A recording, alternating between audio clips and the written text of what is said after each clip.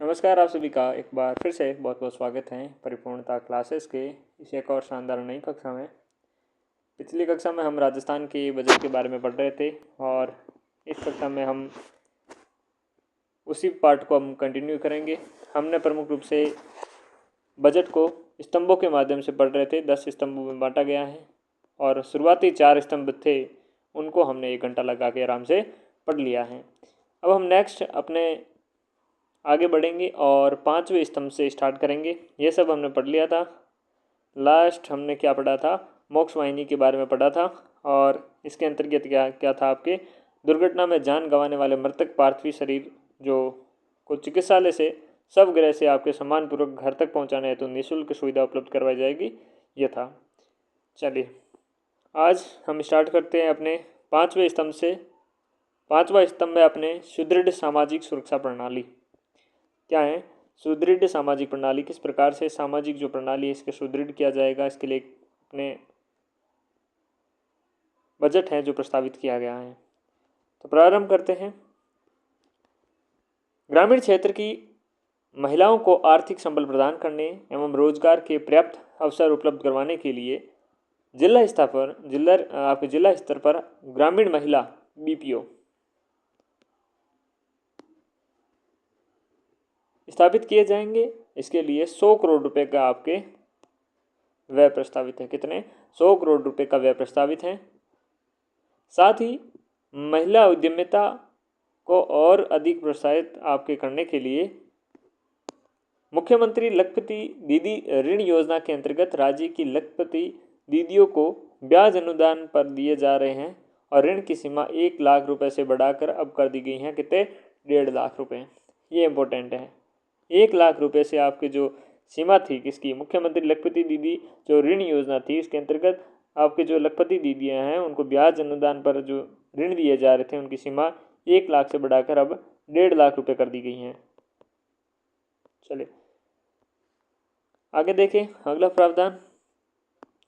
तो राजीविका के स्वयं सहायता समूह की लगभग 5,000 महिलाओं को प्रशिक्षित कर बीसी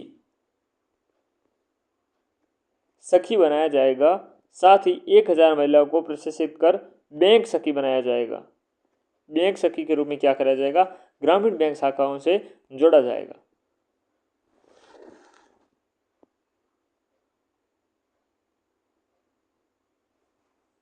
अगर हम बात करें बीसी की, बीसी का अर्थ है आपके बैंकिंग कोरिस्पोंडेंट, ठीक है ना। सखी बनाया जाएगा। कितनी? 5,000 महिलाओं को प्रशिक्षित किया जाएगा इसके लिए और 1,000 आपके महिलाओं को प्रशिक्षित कर बैंक सखी के रूप में ग्रामीण बैंक शाखाओं में जोड़ा जाएगा। ठीक है। लखपति जो दीदी हैं उनके लिए ऋण उपलब्धता कितनी बढ़ाई दी गई है? 50,000 बढ़ाई गई है। यानी कि पहले 1 लाख थी, अब आगे बढ़ाकर 1.5 लाख रुपए कर दी गई है। ठीक है। आगे देखते हैं स्वयं सहायता समूह द्वारा बनाए गए उत्पादों को बेहतर ब्रांडिंग, डिजाइनिंग और बिक्री की वृद्धि करने के लिए राष्ट्रीय और अंतर्राष्ट्रीय स्तर के संस्थाओं में से उनके समन्वय स्थापित करके आगामी वर्ष डेयरी, टेक्सटाइल, फुटवेयर, मिलेट्स, मसाले हैं जो और आदि में संबंधित क्षेत्र में 50 नवीन उद्यम स्थापित करवाए जाएंगे। ठीक है ना। जो स्वयं सहायता समूह हैं इनके आपके उत्पादकों की बेहतर ब्रांडिंग की जाए, उनको डिजाइनिंग किया जाए, इनके क्या कराया जाए, बिक्री में वृद्धि की जाए। इसके लिए राष्ट्रीय और अंतर्राष्ट्रीय स्तर पर आपकी संस्थाओं से समन्वय करके जो आगामी वर्ष है उसमें डेयरी हो, चाहे टेक्सटाइल हैं, फुटवेयर हैं, मिलेट्स हैं, मसाले हैं आदि से संबंधित क्षेत्रों के 50 नवीन आपके उद्यम स्थापित किए जाएंगे। ठीक है। अगला देखिए, राजीविका के स्वयं सहायता समूह से जुड़ी महिलाओं को सफल उद्यमी के रूप में आगे बढ़ाने के लिए राजस्थान की जो आपके आवश्यक पूंजी की व्यवस्था करने के साथ क्षमता संवर्धन एवं मार्केटिंग के लिए समस्त संभागीय मुख्यालयों पर राज सखी पोर्टल क्या किया जाएगा, राज सखी पोर्टल प्रारंभ किया जाएगा, जिससे क्षमता संवर्धन हेतु सभी जिलों में चरणबद्ध रूप से उद्यमिता और क्षमता निर्माण केंद्र स्थापित किए जाएंगे। देखिएगा जो राजीविका के स्वयं सहायक जो समूह से जुड़ी महिलाएं हैं उनको सफल उद्यमी के रूप में आगे बढ़ाने के लिए जो आवश्यक पूंजी है इसकी व्यवस्था करने के साथ क्षमता संवर्धन और मार्केटिंग के लिए जो समस्त संभागीय मुख्यालय हैं, कहाँ पर संभागीय मुख्यालय हैं वहाँ पर राजसकी जो स्टोर्स हैं, ठीक है ना, राजसकी आपके स्टोर्स प्रारंभ की जाएगी। ओके। और क्षमता संवर्धन के लिए जिलों में चरणबद्ध रूप से उद्यमिता और क्षमता निर्माण के केंद्र स्थापित करवाए जाएंगे। जिले स्तर पर तो चरणबद्ध रूप से क्या किया जाएगा, उद्यमिता और क्षमता निर्माण केंद्र और राजसकी स्टोर्स, मैंने शुरू में शायद राजसकी पोर्टल नाम बोल दिया कहीं पर, अगर आप ध्यान से देखिएगा, राजसकी स्टोर्स कहाँ पर, संभागीय मुख्यालयों पर स्थापित करवाए जाएंगे। प्रदेश में महिला उद्यमिता को बढ़ावा देने के लिए इस दृष्टि से मुख्यमंत्री नारी शक्ति उद्यम प्रोत्साहन योजना के अंतर्गत महिला या SHG को दिए जाने वाले ऋण को की सीमा 50 लाख रुपए से बढ़ाकर 1 करोड़ रुपए कर दी जाएगी। ठीक है। प्रदेश के समस्त ग्राम पंचायतों में आंगनवाड़ी केंद्रों व स्कूलों की मिड डे मील के लिए स्थानीय स्तर पर फल हैं, सब्जी हैं आदि उपलब्ध कराने के साथ साथ महिला SHGs के आजीविका संवर्धन की दृष्टि से, यानी कि जो महिलाओं की आपके स्वयं सहायता समूह हैं, उनके आजीविका संवर्धन की दृष्टि से 11,000 अमृत पोषण वाटिकाओं का निर्माण लगभग 500 करोड़ रुपए के व्यय से किया जाएगा। किसके, आपके मिड डे मील के लिए स्थानीय स्तर पर आपके फल सब्जी आदि उपलब्ध करवाने के दृष्टिकोण से, साथ साथ महिलाओं के आपके जो स्वयं सहायता समूह हैं उनके आजीविका संवर्धन के दृष्टिकोण से 11,000 अमृत पोषण वाटिकाओं का निर्माण किया जाएगा। और इसके लिए कितना व्यय किया जाएगा, 500 करोड़ रुपए का व्यय किया जाएगा। जो ये वाटिकाएं हैं आपके प्रमुख रूप से क्या करेगी, ग्रामीण परिवारों को उनके घर में आंगन या खाली जमीन पर जैविक सब्जियां और फल उगाने के लिए प्रोत्साहन करने का काम करती हैं। ठीक है ना। और इसके लिए आपकी ये साथ में इनके महिलाओं का भी उत्थान हो जाएगा, इनका भी सहयोग ले लिया जाएगा। बार बार आपके राजीविका शब्द आ रहा है। राजीविका आपके प्रमुख रूप से जो ग्रामीण क्षेत्र हैं उसका विकास करने के लिए प्रमुख रूप से काम करती है।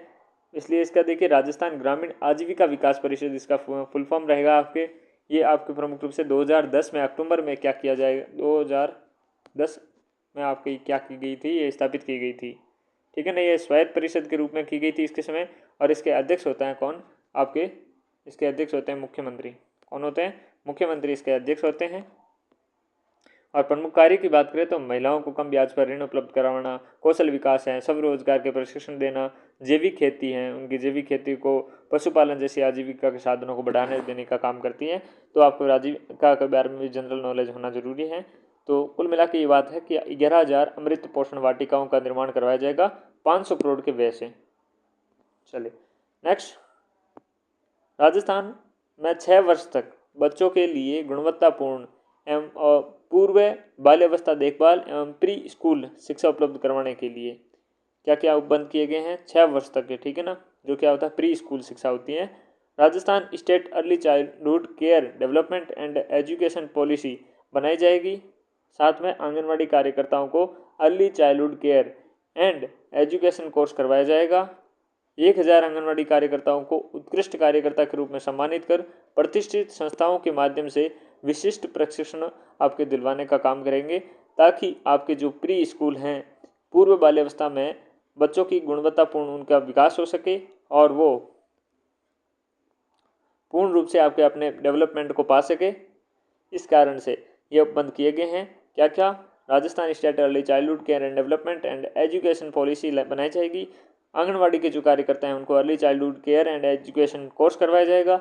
1,000 आंगनवाड़ी कार्यकर्ताओं को उत्कृष्ट कार्यक्रम के रूप में सम्मानित कर प्रतिष्ठित संस्थानों में उनमें क्या विशिष्ट प्रशिक्षण दिया जाएगा, ताकि वो बच्चों को और भी हेल्प कर सके।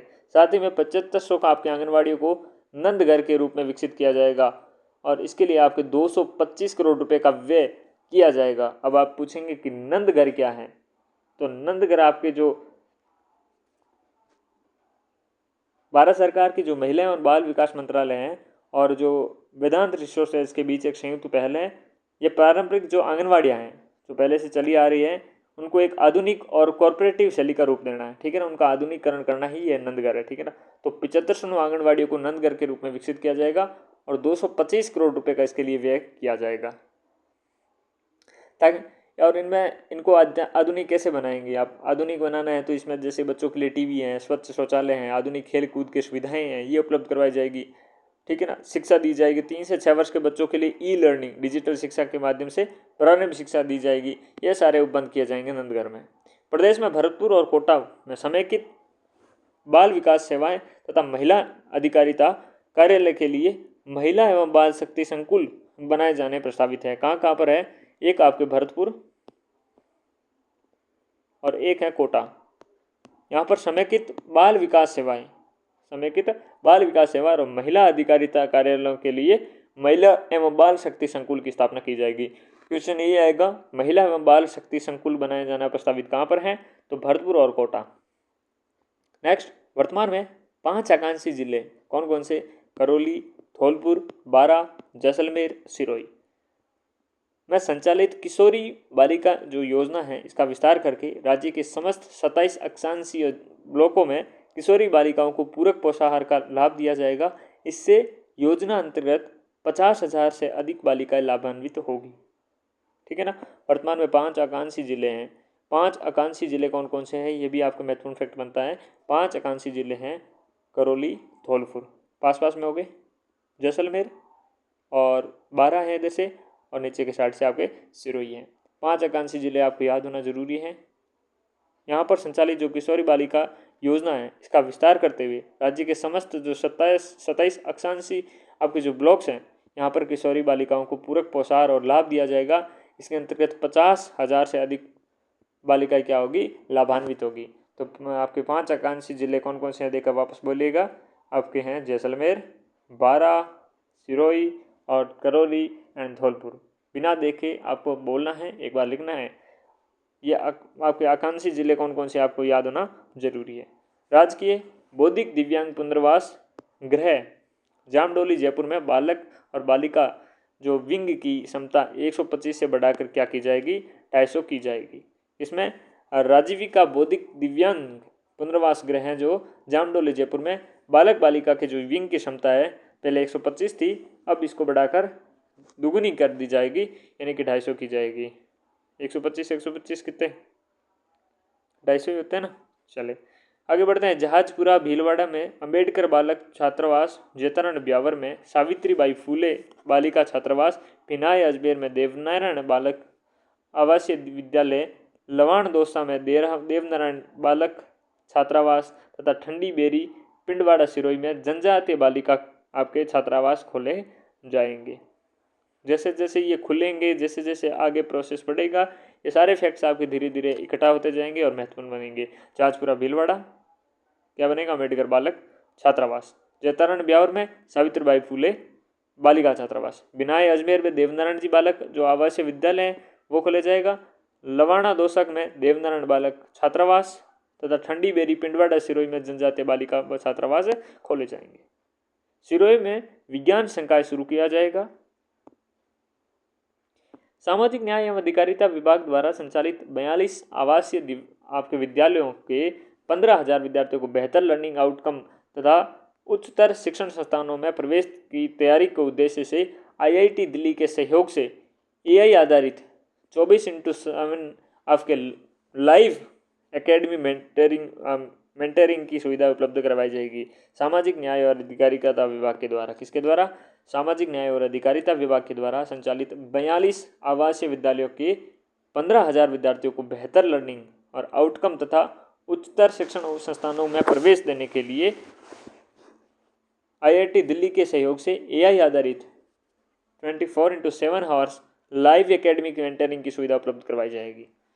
प्रदेश के 12 जिले में, कहाँ पर? प्रदेश के 12 जिले में निवासरत सहरिया और खेरवा तथा उदयपुर जिले में कथोड़ी, थोड़ी कहाँ पर है? उदयपुर और सहरिया, सहरिया कहाँ पर है? 12 कथोड़ी, ठीक है। कथोड़ी से आपकी थोड़ी, थोड़ी कहाँ है? उदयपुर।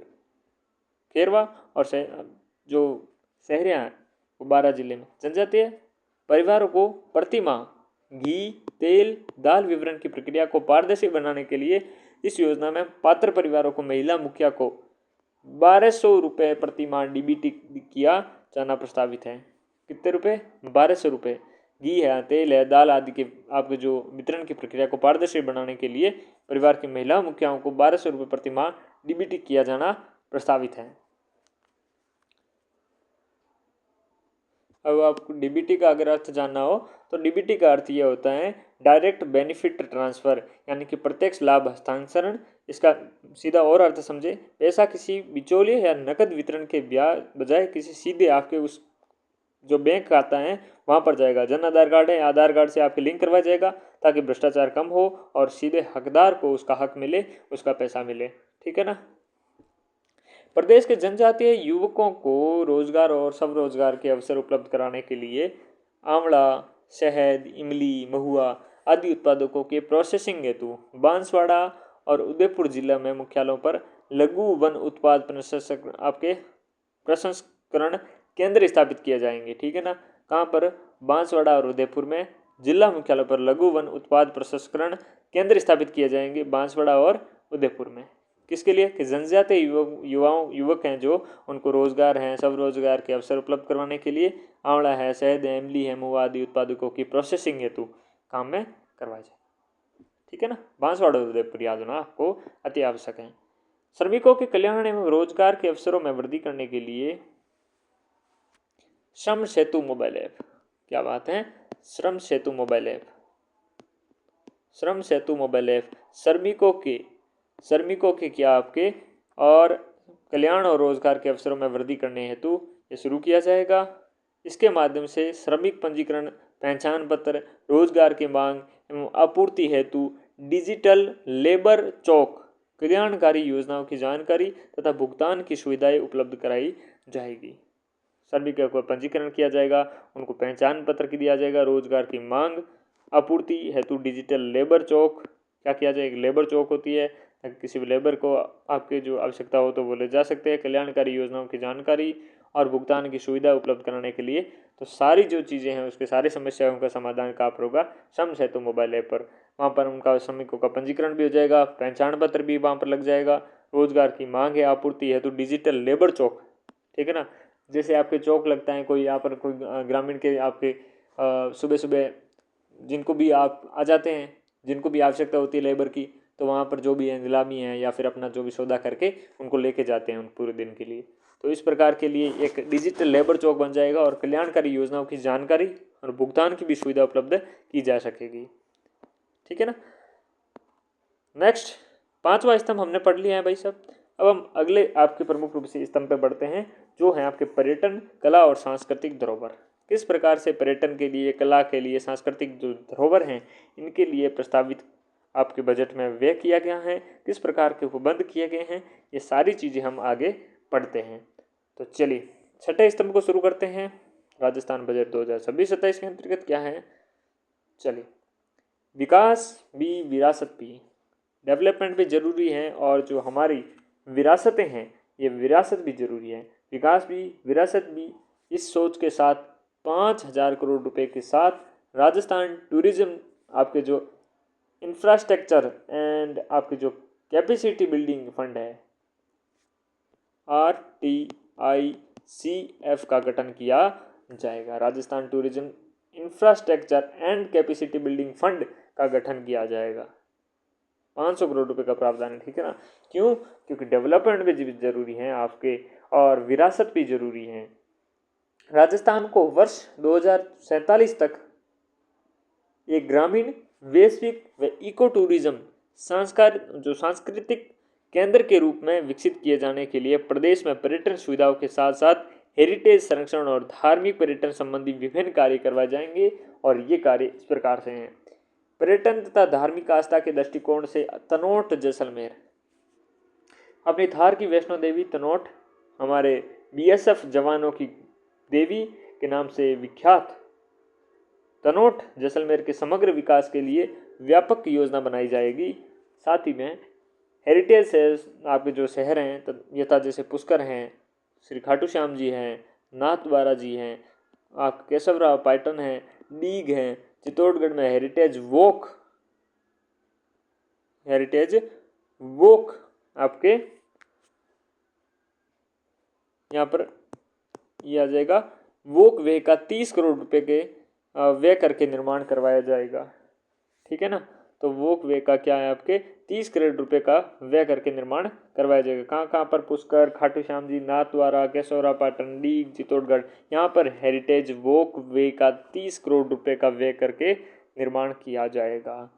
आगे देखिए, जयपुर स्थित आमेर किले एवं संपूर्ण आमेर कस्बे में वैश्विक पर्यटन सुविधाएं यथा डिजिटल म्यूजियम है, लाइटिंग है, पार्किंग है आदि के लिए 50 करोड़ रुपए का व्यय किया जाएगा। गढ़ पैलेस झालावाड़, मंदिर समूह किराड़ू बाड़मेर, सरवाड़ा किला अजमेर, सुनहरी कोठी टोंक में संरक्षण जीर्णोद्धार के कार्य 18 करोड़ रुपए की लागत से करवाए जाएंगे। गढ़ पैलेस इंपॉर्टेंट तो ये बन जाता है कि गढ़ पैलेस कहाँ पर है? एक किराड़ू का सबको पता है। सरवाड़ा का किला कहाँ है? अजमेर, एक ये इंपॉर्टेंट। फिर सुनहरी कोठी सबको पता है लगभग, में संरक्षण और जीर्णोद्धार के लिए 18 करोड़ रुपए के लिए। ये सब चारों नाम आपको पता होने चाहिए। एक तो इम्पोर्टेंट कला एंड संस्कृति के पोर्शन से बन जाता है और दूसरा आपके ये करंट अफेयर और यहाँ पर बजट के हिसाब से भी बन जाता है। इनके लिए 18 करोड़ रुपए की लागत रहेगी। संत श्री दुर्बल नाथ जी का पेनोरमा कहाँ पर बनेगा? बांदी कुई दौसा। और वीर दुर्गादास पेनोरमा आपके कहाँ बनेगा? सिवाना आपके बालोतरा में। हाड़ी रानी पेनोरमा कहाँ बनेगा? सलूम्बर में बनेगा। ये तीन आपके प्रमुख पेनोरमा हैं। ये आपको किसी भी हालत में आपको याद होना चाहिए क्योंकि पेनोरमा से क्वेश्चन हर एग्जाम में इंपॉर्टेंट बनते हैं। संत श्री दुर्बल नाथ जी का पेनोरमा बांदी कुई दौसा, यहीं से आपकी शायद पहली ट्रेन चली थी 1800 समथिंग कुछ थी, 74 थी पता नहीं। और वीर दुर्गादास पेनोरमा सिवाना बालोतरा और हाड़ी रानी पेनोरमा आपके सलूम्बर में बनेगा। नेक्स्ट, मंदिरों के विकास कार्य के लिए 10 करोड़ रुपए की लागत से क्या हो जाएगा? मंदिर का विकास होगा। कौन कौन से मंदिर है? देखो, मंदिर हैं आपके और सामने स्थान दिए गए हैं। अब देखिएगा, मंदिर भी इंपॉर्टेंट बन जाते हैं और इस योजना में है तो इसके लिए ये सारे इंपॉर्टेंट आपने वैसे ही बन जाते हैं। देखो, फूल देवरा महादेव मंदिर अटरू 12। फूल देवरा का जो महादेव मंदिर है कहाँ है? अटरू आपके 12 में है। ये मंदिर आपके इसका भी विकास करवाया जाएगा। ये एक नई नाथ का शिव जी का मंदिर है। ये आपके नई नाथ जमवा रामगढ़ कहाँ पर है? जयपुर में है। अटरू 12 का कौन सा? फूल देवरा महादेव मंदिर। नेक्स्ट मंदिर कौन सा है? चामुंडा माता मंदिर जो है पेगोर कुंबेर डीग में है। कहाँ पर है? डीग में है आपके। इसका चामुंडा माता का या चामुंड माता का, वैसे तो यहाँ पर चामुंडा नहीं चामुंड लिखा हुआ है, ठीक है ना। चामुंड माता का जो मंदिर है पेगोर कुम्हेर डीग में स्थित है। वहीं कदम खंडी धाम ये है आपके अंचेरा नदबई भरतपुर में, ठीक है ना। जो कदम खंडी है धाम है, इसको भी आपके विकसित किया जाएगा। ये मंदिर है यहाँ पर। और फिर है श्री कार्योवर्णेश्वर महादेव मंदिर व श्री जरणेश्वर महादेव मंदिर। ये कहाँ पर है? आपके कयासरा जादरा पाटन झालावाड़। ये आपके आरपीएससी वाली फीलिंग और आरपीएससी वाले मंदिर ढूंढ ढूंढ के जिस प्रकार से ये विकसित हो रहे हैं तो ये भी क्वेश्चन आने की पूरी संभावना है। कुलोद माता मंदिर है झुंझुनू में, इसका विकास किया जाएगा। उष्ट्रमोहिनी माता मंदिर आपके जोधपुर में है। घाटेश्वर आपके महादेव मंदिर है कहाँ पर? घाटवा नावा डीडमना कुचामन। श्री करुणा मूर्ति आपके धाम है बहादवासी सुमेरपुर पाली में। और मरकंडी माता मंदिर आपके चेतरान ब्यावर में। पलाशिया धाम आपके खंडेला सीकर में। बहुत ही अलग नाम। और इस मंदिरों के विकास के लिए 10 करोड़ रुपए की लागत से इनका विकास और डेवलपमेंट किया जाएगा। आपके मंदिर कौन कौन से हैं वापस याद करो। देखा, एक है फूल देवरा कहाँ पर है? आपके फूल देवरा अटरू 12 कहाँ पर है? अटरू 12। नई नाथ शिव मंदिर कहाँ पर है? नई नाथ आपके शिव मंदिर जमवा रामगढ़ है। और जमवा रामगढ़ कहाँ पर है? जयपुर में है। अगला आपका चामुंडा नहीं है, चामुंडा माता मंदिर लिखा हुआ है, वो है पेगोर कुम्हेर डीग। फिर है कदम खंडी धाम आपके एंचरा नदबई आपके भरतपुर में है। फिर है श्री कार्यो वर्णेश्वर महादेव मंदिर व श्री झरणेश्वर महादेव मंदिर। ये साथ में है मंदिर। यह है आपके कयासरा जादरा पाटन झालावाड़ में है। कुलोद माता कहाँ पर है? झुंझुनू में है। उष्ट्रवाहिनी माता आपके कहाँ पर है? जोधपुर। उष्ट्रवाहिनी कहाँ पर है? जोधपुर। कुलोद माता कहाँ है? झुंझुनू। घाटेश्वर महादेव कहाँ है? घाटवा नावा डीडवना कुचामन। भादवासी सुमेरपुर पाली में क्या है? करुणा मूर्ति धाम। आपके मकर मंडी माता जी मंदिर कहाँ पर है? चेतारण ब्यावर। और साथ में पलासिया धाम कहाँ पर है? खंडेला शिखर में। चलिए, वीर तेजाजी पेनोरमा खरनौल आपके नागौर में विकास में का कार्य करवाया जाएगा। एमडीएस विश्वविद्यालय अजमेर में महर्षि दयानंद सरस्वती के पेनोरमे का निर्माण करवाया जाएगा। और हमने 3 पेनोरमे अभी कौन कौन से पढ़े थे आपके?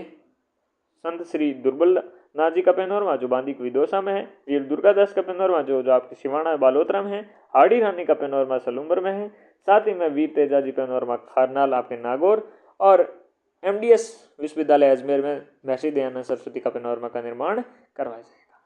राजसमंद में अन्नपूर्णा माता मंदिर में दया शाह किला का एक रोपवे का निर्माण तथा बाकी क्या है आपके?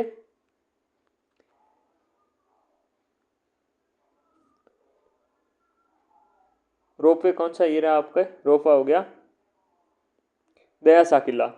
अन्नपूर्णा माता मंदिर से लेकर ये भी एक नया आपके किला आया है दया शाह। कौन सा है? दया शाह। अन्नपूर्णा माता मंदिर से दया शाह किले तक एक रोपवे हो गया, ठीक है। और यह आपकी बाकी माता, ठीक है ना, बाकी माता रायसर जमवा रामगढ़ जयपुर के प्राचीन मंदिर में भी रोपवे का निर्माण करवाया जाएगा। बजट में काफ़ी अलग अलग मंदिर देखने को मिल रहे हैं, अलग अलग देवियाँ देखने को मिल रही हैं, ठीक है ना, और अलग अलग किले आपके स्मारक देखने को मिल रहे हैं। तो महत्वपूर्ण बनते हैं कि राजसमंद में अन्नपूर्णा माता मंदिर से दया शाह किला तक आपके रोपवे का निर्माण करवाया जाएगा। और बाकी माता रायसर जमवा रामगढ़ से लेकर जयपुर में प्राचीन मंदिर और रोपवे का निर्माण करवाया जाएगा। जवाहर कला केंद्र जयपुर में शिल्प ग्राम का 15 करोड़ रुपए की लागत से निर्माण करवाया जाएगा। जवाहर कला केंद्र है जयपुर, उस शिल्प ग्राम है वहाँ पर, उसमें 15 करोड़ रुपए की लागत से नव निर्माण करवाया जाएगा।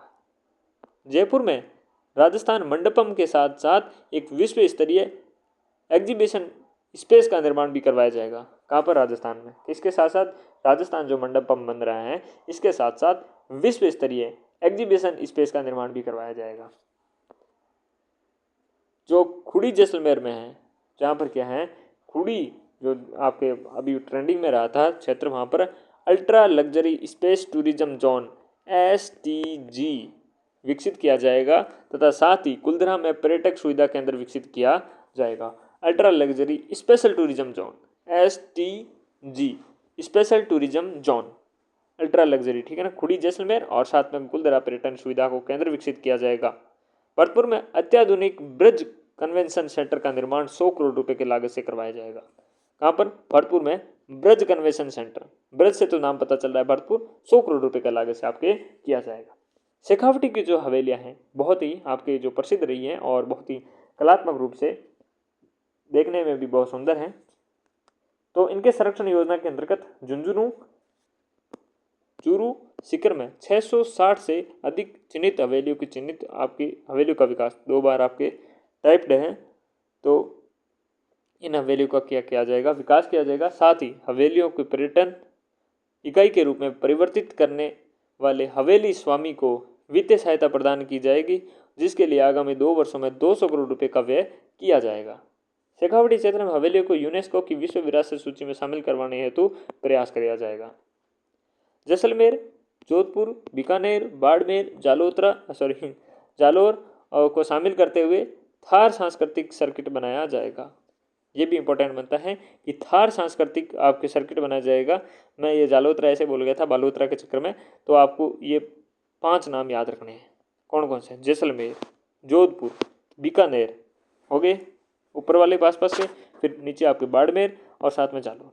ये 5 के लिए थार सांस्कृतिक सर्किट है। अब जो ये सर्किट वाला आपका जो पोर्शन होता है पर्यटन के क्षेत्र में, ये आपके शामिल हो जाएगा। थार सांस्कृतिक सर्किट बनाया जाएगा, उसमें आपके 5 जिले आपको याद होना चाहिए। बिना देखे बोलो देखा, बिना देखे बोलो कौन कौन से है? आपके जोधपुर, जैसलमेर, बीकानेर, बाड़मेर और जालोर, ठीक है। झुंझुनू में वॉर म्यूजियम की स्थापना की जाएगी। वॉर म्यूजियम बनाया जाएगा। कहाँ पर? आपके झुंझुनू में बनाया जाएगा। वरिष्ठ नागरिक तीर्थ यात्रा योजना के अंतर्गत जो बहुत ही काफ़ी प्राचीन समय से चल रही है, आपके इतनी भी प्राचीन नहीं है, 1000-2000 साल नहीं है, अभी फिलहाल जो चल रही है, 6000 वरिष्ठ जो आपके वरिष्ठ जन हैं उनको हवाई आपके मार्ग से पशुपतिनाथ काठमांडू नेपाल तथा 50,000 वरिष्ठ जनों को एसी ट्रेन से विभिन्न तीर्थ स्थलों की यात्रा करवाई जाएगी। वरिष्ठ नागरिक हैं उनको क्या की जाएगी, तीर्थ यात्रा अंतर्गत 6,000 वरिष्ठ जन हैं उनको हवाई मार्ग से किसकी, पशुपतिनाथ काठमांडू नेपाल, और 50,000 वरिष्ठ नाथ जो आपके वरिष्ठ जन हैं उनको ऐसी ट्रेन से विभिन्न तीर्थ स्थलों की यात्रा करवाई जाएगी। आगे बढ़े। गेर, पद, दंगल, भवाई, घूमर जैसे लोक नृत्य की विरासत को सहेजने और नई पीढ़ी को इन लोक नृत्यों से जोड़ने के लिए आपके संभाग स्तर पर लोक नृत्य उत्सव, संभाग स्तर पर, किस स्तर पर, संभाग स्तर पर आपके लोक नृत्य उत्सव का आयोजन करवाया जाएगा। ये भी आपके कला एंड संस्कृति में इंपॉर्टेंट आपके स्तंभ कौन सा है, 6 में आपके महत्वपूर्ण रहने वाला है। आगे देखिए, पर्यटनों की सुरक्षा और सहयोग हेतु पर्यटन सहायता बल TAF कैडर का सुदृढ़ीकरण करते हुए महिला सुरक्षा कर्मियों और गाइड्स की भी नियुक्ति की जाएगी। इसके लिए 10 करोड़ रुपए का व्यय किया जाएगा। TAF पर्यटन सहायता बल, ठीक है ना, टूरिज्म असिस्टेंट फोर्स।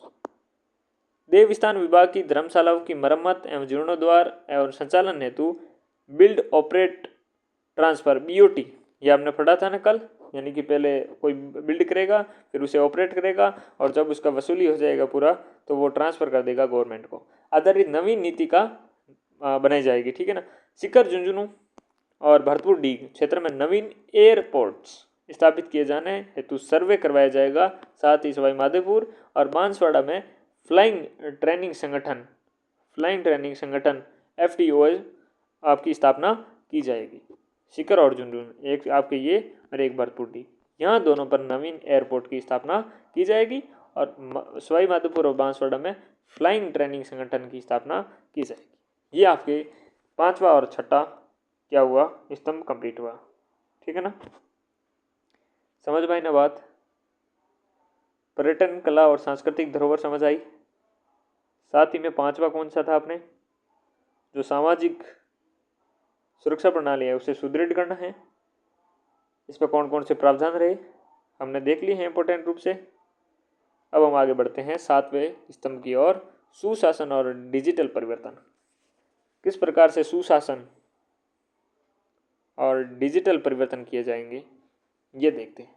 प्रदेश आपके जो प्रदेशवासी हैं उनकी सेवाओं को सुलभ, त्वरित, प्रभावी पहुंच सुनिश्चित हो, इसके लिए next generation citizen service reforms लाए जाएंगे। और इसके अंतर्गत क्या किया जाएगा, क्या है कि जो प्रदेशवासियों की सेवाएं हैं उनको सुलभ करने के लिए, त्वरित थोड़ा तेज करने के लिए और प्रभावी पहुंच सुनिश्चित करने के लिए आपके नेक्स्ट जनरेशन सिटीजन सर्विस आपके रिफॉर्म्स लाए जाएंगे। जिसके अंतर्गत क्या है, वंस ओनली प्रिंसिपल को लागू किया जाना प्रस्तावित है, जिसमें विभाग आपस में डेटा साझा करेंगे और नागरिकों और उद्यमियों से कोई भी दस्तावेज केवल एक ही बार लिया जाएगा, कि बार बार का जो झंझट है वो डॉक्यूमेंटेशन वगैरह वो सिस्टम बंद किया जाए और वंस ओनली प्रिंसिपल के सिस्टम को लागू किया जाए, ठीक है ना।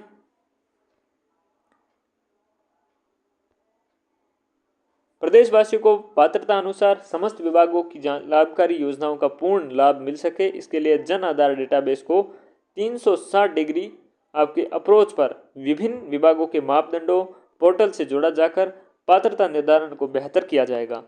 यानी कि क्या किया जाएगा, प्रदेशवासी है उनके पात्रता अनुसार समस्त जो विभाग हैं उन विभागों की जानकारी, जो लाभकारी योजनाओं का पूर्ण लाभ मिल सके, इसके लिए जन आधार को आपके डेटाबेस पे, जन आधार के जो डेटाबेस है इसको 360 डिग्री पर आपके क्या होगा, हर तरह से अप्रोच पर विभिन्न विभागों के मापदंडों और पोर्टल से जोड़ा जाकर पात्रता निर्धारण को बेहतर किया जाएगा, ठीक है ना। तो डॉक्यूमेंटेशन को आपके शॉर्ट और जो सटीकता है वो करने के लिए प्रयास किया जा रहा है।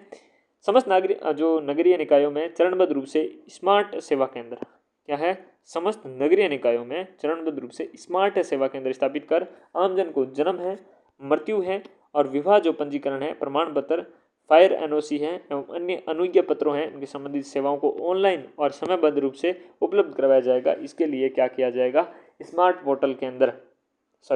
सेवा केंद्र स्थापित किया जाएगा। कहाँ पर, नगरीय निकायों पर, समस्त नगरीय निकायों पर। जन्म प्रमाण पत्र हुआ, मृत्यु हुआ, विवाह हुआ, पंजीकरण प्रमाण पत्र हैं, ये सारे फायर एनओसी हैं ये पर, या फिर अन्य जो अनुज्ञा पत्र हैं उनको संबंधित सेवाएं हैं ऑनलाइन और समयबद्ध रूप से उपलब्ध करवाया जा सके, इसके लिए स्मार्ट सेवा केंद्र स्थापित किए जाएंगे। आगामी वर्ष प्रथम चरण में, आगामी जो वर्ष है प्रथम चरण में 100 प्रमुख ई मित्र सेवाओं को व्हाट्सएप प्लेटफॉर्म पर भी शुरू किया जाएगा। आगामी जो वर्ष है उसमें प्रथम चरण में 100 प्रमुख ई मित्र सेवाओं को व्हाट्सएप प्लेटफॉर्म पर भी शुरू किया जाएगा। अगर इसको समझना है तो यहाँ पर ये देख लो भाई साहब कि जो आपके आप ई मित्र जाते हो, लंबी लंबी लाइनों में लगते हो, फिर उनसे बातें करते हो, उनसे अपनी सेवाएं आपकी जो काम करवाना होता है वो करते हो। इसको थोड़ा सा सुलभ बनाने के लिए व्हाट्सएप प्लेटफॉर्म पे यहाँ पर इनको ई मित्रों को सेवाओं को लाया जाएगा। कैसे काम करेगा आप देखिएगा, एक ई मित्र के एक आधिकारिक जो व्हाट्सएप नंबर है, सिर्फ आप हाय लिखोगे, उस पर हाय हेलो जो भी लिखना होगा वो लिखोगे, और उसके बाद आपके चैट बॉक्स सुविधा उपलब्ध हो जाएगी साथ में। कि इसके बाद एक AI आधारित जो चैट बॉक्स है आपसे बात करेगा, तो उसमें आपने हिंदी, अंग्रेजी या राजस्थानी जो भी भाषा होगी ज़रूरत के अनुसार आप काम करेंगे, ठीक है ना। उस पर आपको कौन कौन सी सेवाएं मिलेगी, वही प्रमाण पत्र है, चाहे जाति है, मूल निवास है, जन्म है, मृत्यु है, विवाह प्रमाण पत्र हो गया, बिजली के कोई भुगतान हो गए, पानी के, मोबाइल के बिल हो गए, और आवेदन और स्टेटस कोई जानकारी, जैसे सरकारी योजनाएं हैं, जैसे पेंशन है, छात्रवृत्ति, इनके लिए आवेदन करना हो, उनके लिए स्टेटस जानते हैं, ये सारी चीज़ें आपको वैसे पता होगी मित्र में क्या क्या होता है, वो सारी सुविधा आपको देखने को मिलेगी। और 24/7 का भी जो आपके है वो ऑप्शन होगा, ताकि आपको कभी भी किसी प्रकार की जानकारी हो, चाहे रात के आधी रात को कब भी जानकारी पड़े, तब ई मित्र तो खुले नहीं होते, लेकिन जो आपकी ऑनलाइन व्हाट्सएप प्लेटफॉर्म पर जो ई मित्र होंगे उस पर आपकी सेवाएं उपलब्ध करवाई जाएगी।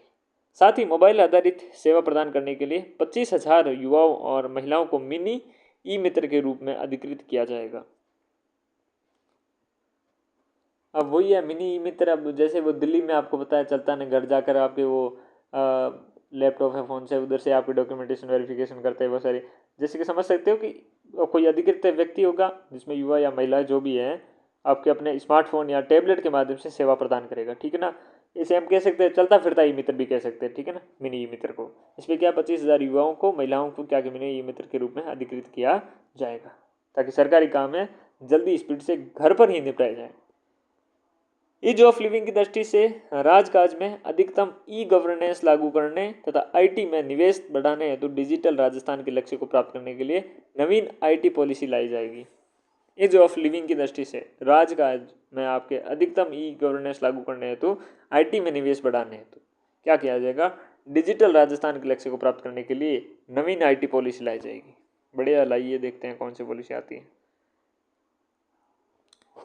स्वास्थ्य, उद्योग व पर्यावरण जैसे आमजन से जुड़े क्षेत्रों पर केंद्रित आपके आर्टिफिशियल इंटेलिजेंस AI के आपके 2 सेंटर ऑफ एक्सीलेंस स्थापित किए जाएंगे। किसके, स्वास्थ्य, उद्योग व पर्यटन जैसे जो आमजन से जुड़े क्षेत्र हैं उन पर AI सेंटर्स आपके स्थापित किए जाएंगे।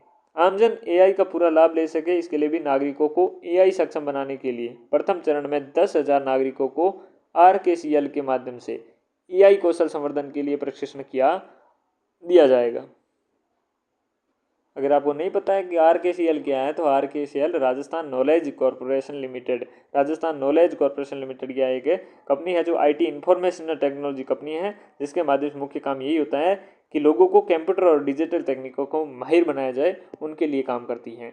तो 10,000 नागरिकों को RKCL Rajasthan knowledge corporation limited के माध्यम से AI कौशल संवर्धन के लिए प्रशिक्षण किया जाएगा।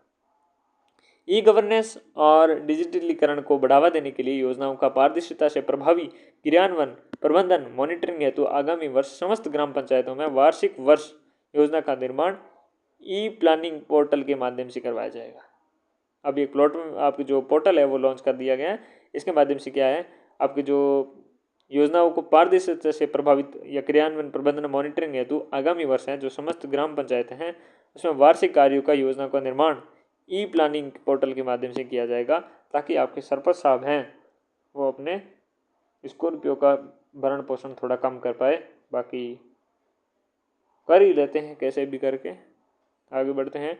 डिजिटल नवाचारों को बढ़ावा देने हेतु स्टेट डाटा सेंटर की विभिन्न सुविधाओं जैसे क्लाउड स्टोरेज, बैकअप, साइबर सुरक्षा आदि सेवाओं को स्टार्टअप MSME एवं नागरिकों को किफ़ायती दर पर उपलब्ध कराने हेतु डिजिटल इंफ्रास्ट्रक्चर फैसिलिटेशन पॉलिसी लाई जाएगी। किसके लिए भाई साहब? डिजिटल नवाचारों को बढ़ावा देने हेतु स्टेट के डाटा सेंटर को विभिन्न सुविधाएं हैं, जैसे क्लाउड स्टोरेज हो गया, बैकअप हो गया, साइबर सुरक्षा आदि सेवाओं को स्टार्टअप और MSME नागरिकों को किफ़ायती दर पर उपलब्ध कराने हेतु जल आपके जो कल्याणकारी योजनाओं को निर्माण में डाटा उपयोग करने हेतु सीएम प्रमाण आपकी स्थापित किया जाएगा। इसका मतलब फुल फॉर्म क्या है? Policy research and analytic for miserable action and next use. I don't know मेरी इंग्लिश कैसी है, फिर भी देखिए जो है ये स्थापित किया जाएगा।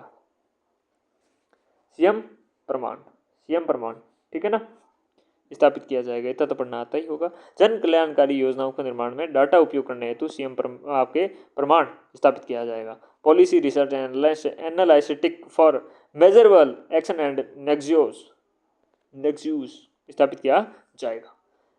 नीति आयोग की तर्ज पर प्रदेश में बने रीति आयोग के सुदृढ़ीकरण हेतु आगामी वर्ष 10 करोड़ रुपए की राशि व्यय की जाएगी। नीति आयोग की तर्ज पर आपके प्रदेश में बने रीति आयोग के सुदृढ़ीकरण हेतु आगामी वर्ष क्या हो जाएगा?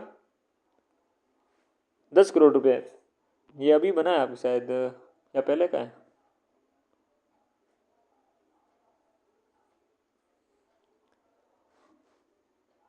चले अगले बारे में बढ़ते हैं। सुशासन और जन सहभागिता में वृद्धि के लिए आपके अगली पीढ़ी के सुधारों के रूप में राजस्थान के जन विश्वास अधिनियम 2.0 लाया जाना प्रस्तावित है। राजस्थान जन विश्वास अधिनियम 2.0 लाया जाएगा। सुशासन और जन सहभागिता में वृद्धि किए जाने के लिए अगली पीढ़ी के सुधारों के रूप में राजस्थान जन विश्वास अधिनियम 2.0 लाया जाना प्रस्तावित है। प्रदेश में कृषि, औद्योगिक, निरीक्षण, निगरानी, आपदा प्रबंधन, स्वास्थ्य सेवाओं से सहित विभिन्न क्षेत्रों में ड्रोन के उपयोग को बढ़ावा देने के लिए ड्रोन नीति बनाई जाएगी। ठीक है ना जय भाई। अब भाई ये कृषि है, औद्योगिक निरीक्षण है, अब निगरानी, आपदा प्रबंधन, इनके लिए अब आपको पता है ड्रोन कितना इंपॉर्टेंट बन चुका है। अब हर चीज़ की जो भी है टेक्नोलॉजी की चीज़ें हैं वो कितनी इंपॉर्टेंट बन चुकी हैं और काम को कितना ईजी बना देती है। तो ड्रोन की महत्ता तो हम और भी समझ चुके हैं। आजकल के युद्ध होते हैं जितने भी ड्रोन के आधारित होते हैं और ड्रोन का कितना महत्वपूर्ण योगदान देखने को मिलता है।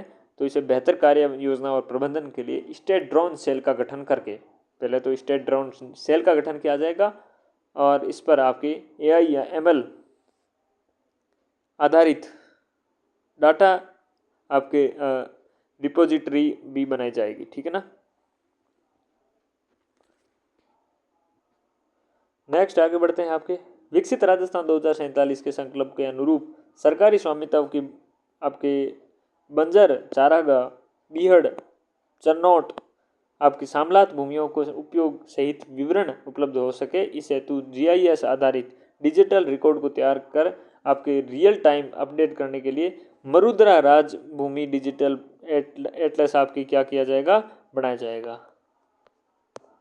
मरुद्रा राजभूमि किससे संबंधित है ये पूछ लेगा।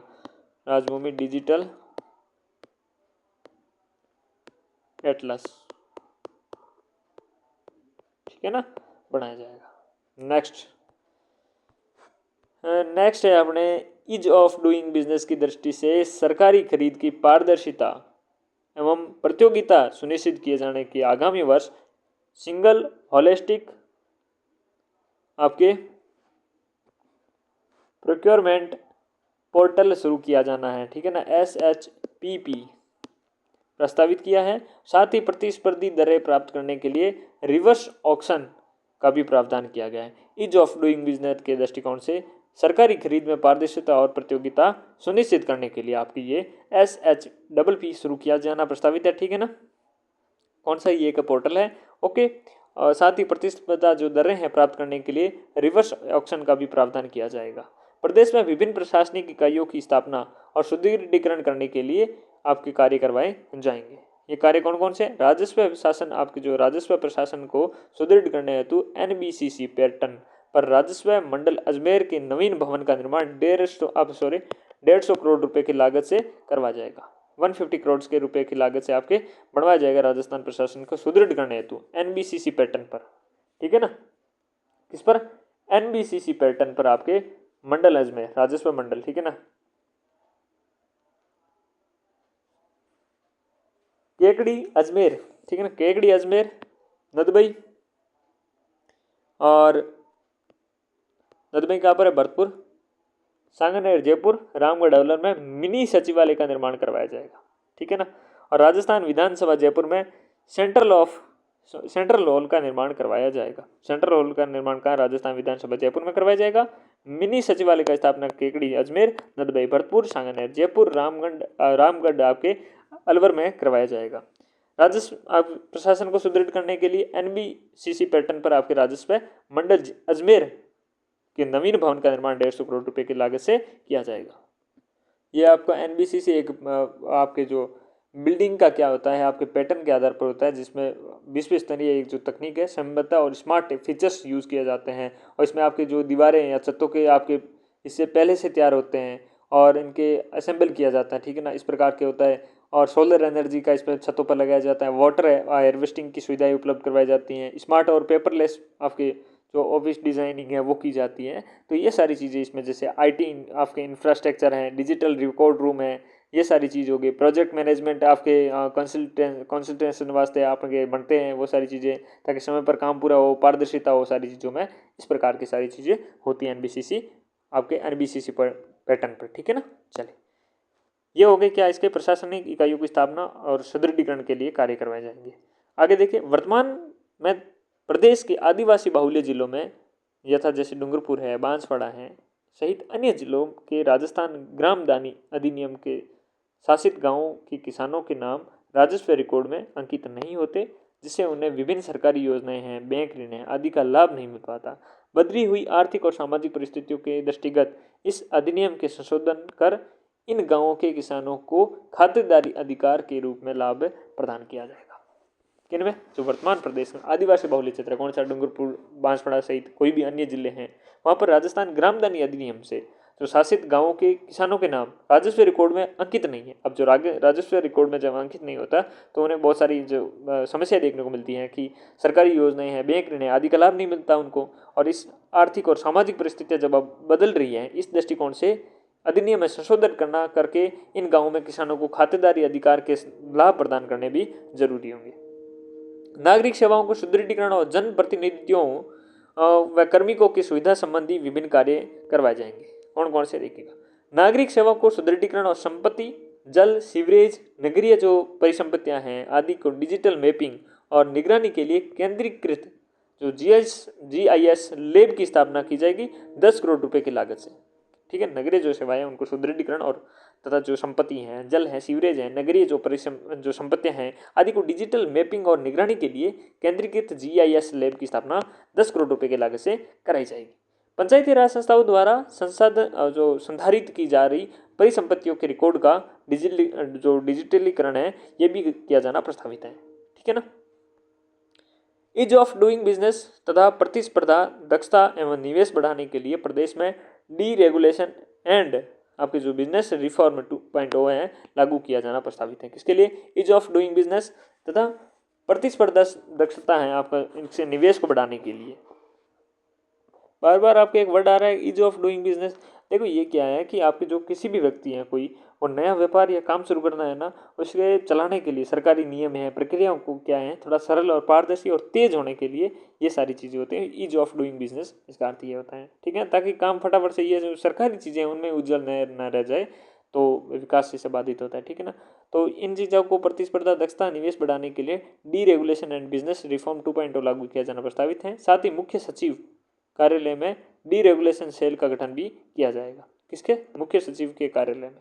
उपनिवेशन तहसीलों में राजस्व आपके जो तहसीलों के सम्मान, आपके संरचनात्मक एवं कार्यात्मक सुधार करने, आपके लैंड रिकॉर्ड का डिजिटलीकरण करने के लिए उद्देश्य से उपनिवेशन विभाग का राजस्व विभाग में विलय करवाया जाएगा। उपनिवेशन विभाग का राजस्व विभाग में क्या किया जाएगा? विलय करवाया जाएगा। जो उपनिवेशन आपके जो तहसीलें हैं उसमें राजस्व में जो तहसीलों के समान संरचनात्मक और कार्यात्मक सुधार करने के लिए और लैंड का रिकॉर्ड डिजिटलीकरण किए जाने के लिए। ठीक है ना। चलिए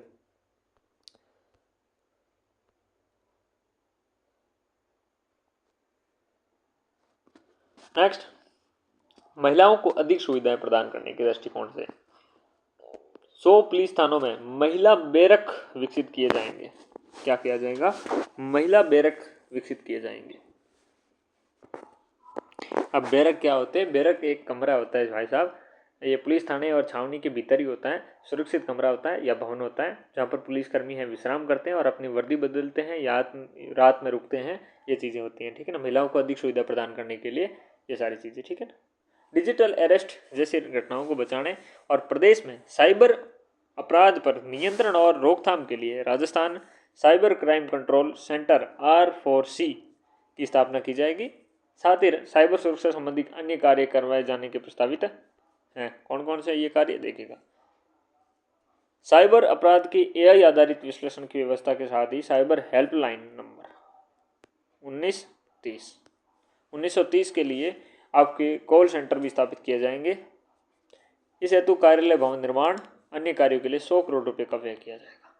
तो साइबर क्राइम जो इसमें बढ़ रहा है इसको भी कम करने के लिए हेल्पलाइन नंबर 1930 कॉल पर किया जाएगा और 100 करोड़ रुपए का व्यय किया जाएगा ताकि कार्यालय और भवन निर्माण किया जा सके। वर्ष 2030 तक समस्त पुलिस जिलों में साइबर पुलिस स्टेशन स्थापना किए जाने का लक्ष्य है। 2030 तक क्या है? समस्त पुलिस जिलों में साइबर पुलिस स्टेशन स्थापित किए जाने का लक्ष्य है। इस कड़ी में जोधपुर और जयपुर, कोटा, जोधपुर आयुक्तालयों में एक अतिरिक्त तथा जयपुर आयुक्तालयों में 2 अतिरिक्त साइबर आपके पुलिस थाने खोले जाएंगे। जोधपुर, जयपुर ये ग्रामीण लिखा हुआ है, ठीक है ना, और कोटा ग्रामीण। यहाँ पर क्षेत्रों में जोधपुर आयुक्तालय में क्या किया जाएगा? एक अतिरिक्त, और जयपुर आयुक्तालय में 2 अतिरिक्त साइबर पुलिस थाने खोले जाएंगे। फॉरेंसिक साइंस लैब की सुदृढ़ीकरण किए जाने की दृष्टि से उदयपुर, अजमेर और बीकानेर, जोधपुर, भरतपुर, कोटा स्थित क्षेत्रीय फॉरेंसिक साइंस लैब के चरणबद्ध रूप से साइबर फॉरेंसिक डिवीजन की स्थापना की जाएगी। आगामी वर्ष जोधपुर, भरतपुर एवं कोटा में ये डिवीजन स्थापित किए जाएंगे, ठीक है ना। चरणबद्ध रूप से किया जाएगा, लेकिन आगामी वर्ष आपको जोधपुर, भरतपुर और कोटा में करवाया जाएगा। कुल उदयपुर, अजमेर, बीकानेर, जोधपुर, भरतपुर, कोटा में करवाए जाएंगे साइबर फॉरेंसिक डिवीज़न। ये सारे यही काम करते हैं, आपके साइबर को सुरक्षित, जो साइबर जो घटनाएं हो रही हैं, अपराध हो रहे हैं, उनको कम करने के लिए काम करेगी। युवाओं को रोजगार देने के साथ साथ उनकी कम्युनिटी आपके पुलिसिंग में सहभागिता बढ़ाने के जाने उद्देश्य से शहरी होमगार्ड स्वयं सेवकों की नफरी में 5000 की वृद्धि की जानी प्रस्तावित है। किसके लिए? जो युवा रोजगार देने के लिए इनकी कम्युनिटी आपके जो पुलिसिंग में सहभागिता बढ़ाए जाने के उद्देश्य से शहरी होमगार्ड स्वयं सेवकों की नफरी में 5000 की वृद्धि की जाने प्रस्तावित है। जोधपुर, जयपुर, अलवर और उदयपुर नवीन केंद्रीय कारागृह भवनों का चरणबद्ध रूप से निर्माण NBCC पैटर्न पर, वो अभी मैंने पैटर्न बता दिया था, इन पर 1200 करोड़ रुपए का व्यय किया जाएगा। किन किन पे? जोधपुर, जयपुर, अलवर, साथ में उदयपुर, ठीक है ना। यहाँ पर तीनों पर, चारों जगह पर क्या किया जाएगा? नवीन केंद्रीय कारागृह भवनों का चरणबद्ध रूप से निर्माण करवाया जाएगा NBCC पैटर्न पर। इसके लिए 1200 करोड़ रुपए का व्यय है। कर्मचारियों के कल्याण हेतु विभिन्न प्रावधान किए गए। वर्तमान में महिला कर्मचारियों को एक कैलेंडर वर्ष में चाइल्ड केयर लीव अधिकतम 3 चरण में दिए जाने का प्रावधान किया गया है। वर्तमान महिला कर्मचारियों को एक कैलेंडर वर्ष में चाइल्ड केयर लीव अधिकतम 3 चरण में दिए जाने का प्रावधान है। एकल महिला कर्मचारी की विशेष जो आवश्यकता को ध्यान में रखते हुए अब इनके लिए यह अवकाश 6 चरणों में स्वीकृत किया जाना प्रस्तावित है। प्रावधान कितने का है? 3 चरणों में देने का है, लेकिन अब अवकाश 6 चरणों में देना स्वीकृत किया जाना प्रस्तावित है, कर दिया गया है। आपके सेरोगेसी से मातृत्व प्राप्त करने वाली महिला कर्मचारियों को राहत दिए जाने के उद्देश्य से सेरोगेट माता को 180 दिवस तथा कमीशनिंग माता को 90 दिन का आपके दिवस का मातृत्व अवकाश दिया जाएगा। अब सेरोगेसी क्या होता है, आपके कमीशनिंग क्या होता है, तो इसके लिए देखिएगा सैरोगेसी आपकी वही होती है जो जब कोई महिला होती है किसी दूसरे व्यक्ति या दंपति का आपके जो कपल होता है उसके लिए बच्चा पैदा करने की जो तैयार होती है और उसे सैरोगेट मदर के नाम से या सैरोगेसी मातृत्व कहा जाता है, ठीक है ना।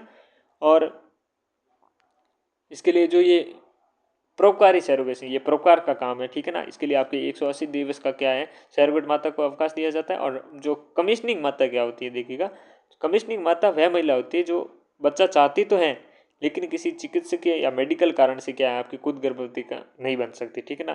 तो वह महिला और उसके जो पति हैं सैरोगेसी की प्रक्रिया को कमीशन यानी शुरू करवाते हैं, ठीक है ना। ये आपके इसके लिए 90 दिवस का क्या होता है, मातृत्व अवकाश मिलता है। तो सैरोगेसी और आपको कमीशनिंग पता चल गया। नेक्स्ट, पारिवारिक पेंशन प्राप्त करने वाले विशेष योग्यजन बच्चों को राहत देने के लिए प्रति 3 वर्ष में स्थायी विकलांगता प्रमाण पत्र प्रस्तुत करने की बाध्यता स्थान पर एक बार प्रमाण पत्र प्रस्तुत करने के लिए आपका यह सिस्टम ला दिया गया है। अब बार बार आपकी विकलांगता आपको प्रमाणित करने की जरूरत नहीं है, बार बार इम्ब्रेसमेंट होने की जरूरत नहीं है, एक बार कर लो बहुत है।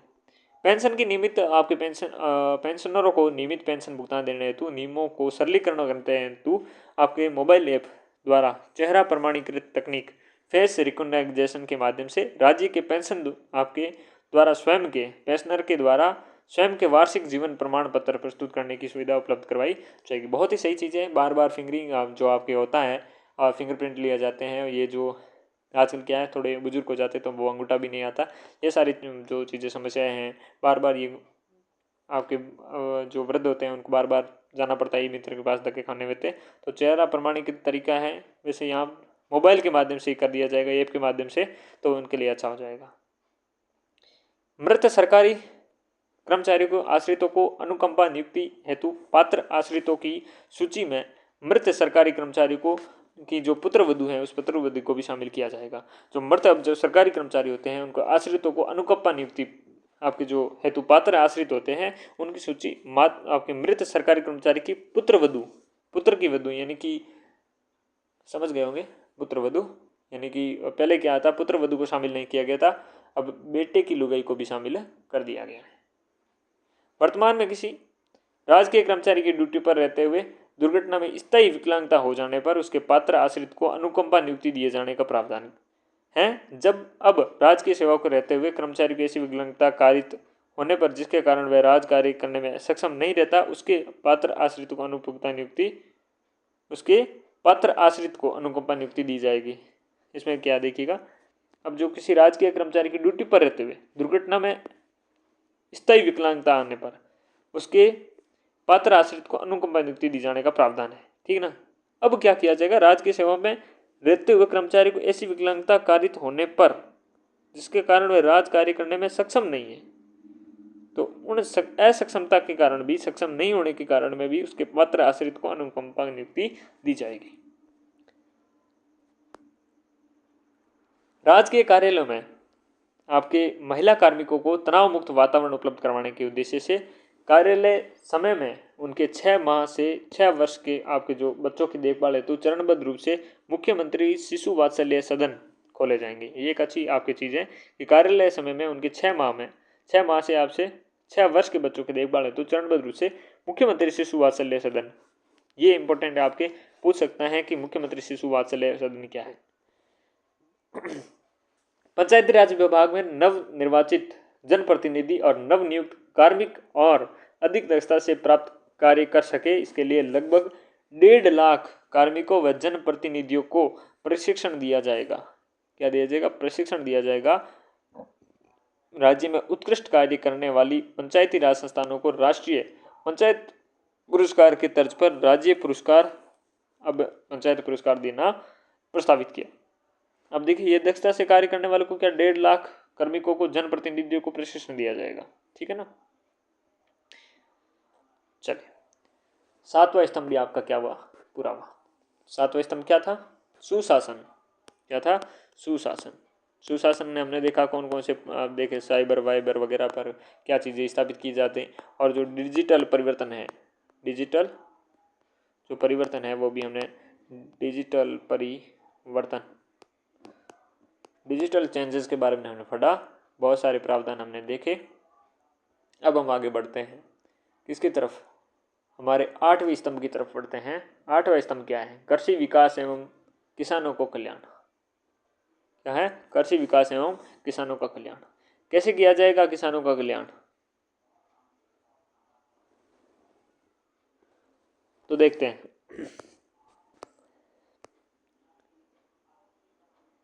यमुना जल को हथनी कुंड बैराज से आपके शेखावटी क्षेत्र तक लाए जाने के लिए 32,000 करोड़ रुपए की लागत से इस परियोजना के अंतर्गत कार्य शीघ्र प्रारंभ किए जाएंगे। ठीक है ना।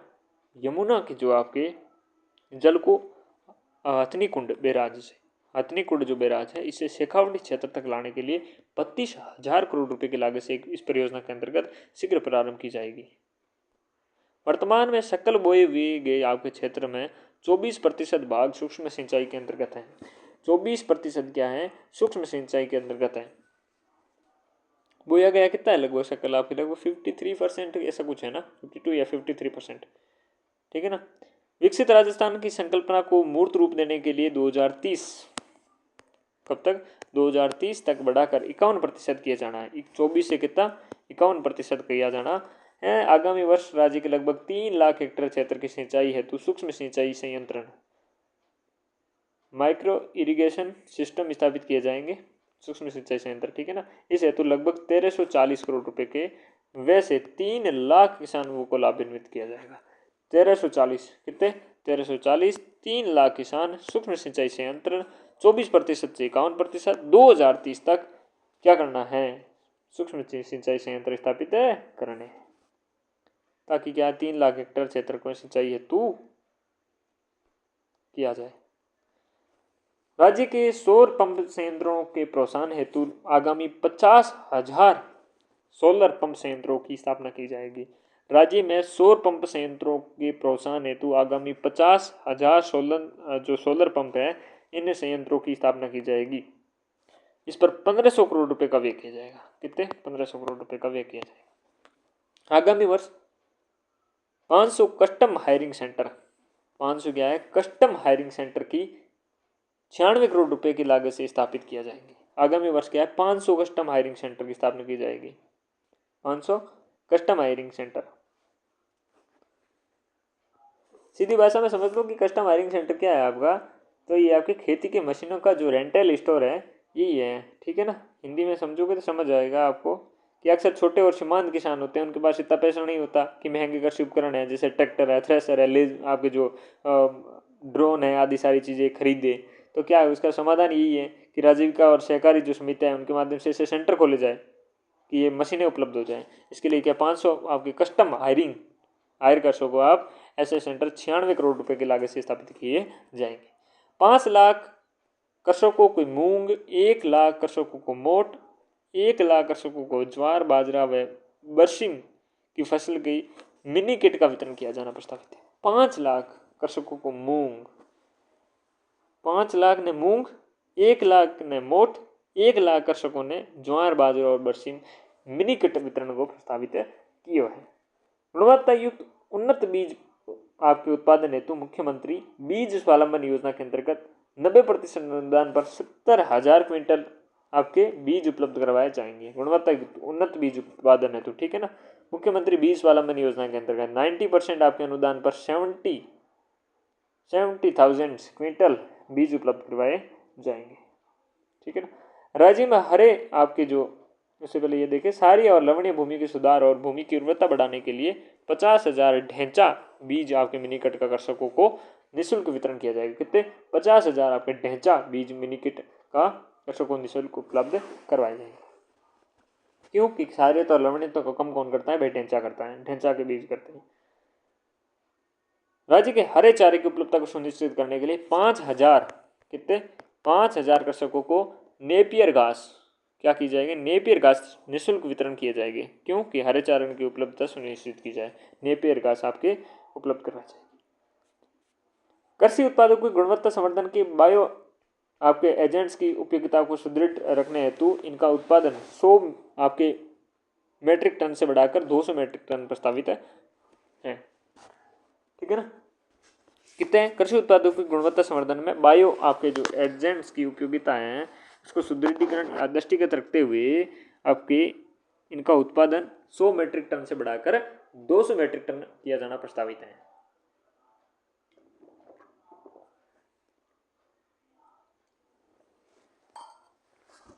नैनो यूरिया और नैनो जो डीएपी है इसको बढ़ावा देने के लिए 1 लाख हेक्टेयर क्षेत्र में इनके छिड़काव के प्रदर्शनों के लिए 50% अनुदान दिया जाएगा। ठीक है ना। नैनो यूरिया और नैनो जो आपके डीएपी है इसको बढ़ावा देने के लिए हमने बात कर ली, 50% क्या किया जाएगा, अनुदान दिया जाएगा।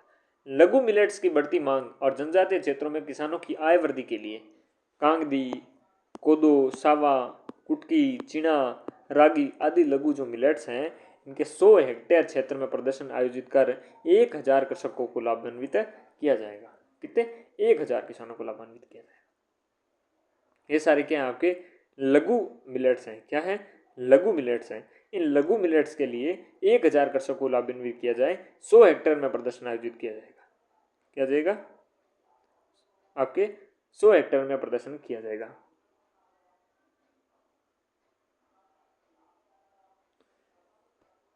ठीक है, आगे बढ़े। लघु मिलेट से आपको पता चल गया कि बाजरा वर्ग को आपके 2 भागों में बांटा गया। एक तो मुख्य मिलेट जैसे बाजरा और ज्वार हो गया, दूसरा हो गया आपके लघु मिलेट्स जिसमें ये सारे श्री अन्न भी क्या कहते हैं उसे, श्री अन्न। क्या कहते हैं? श्री अन्न कहते हैं इन आपके लघु मिलेट्स को। ये सारे इसमें आएंगे, कंगदी, कोदो, कुटकी, सावा, हरी सांगरी, हरी कंगनी, आपके रागी, ये सारे इसमें शामिल होंगे। नेक्स्ट,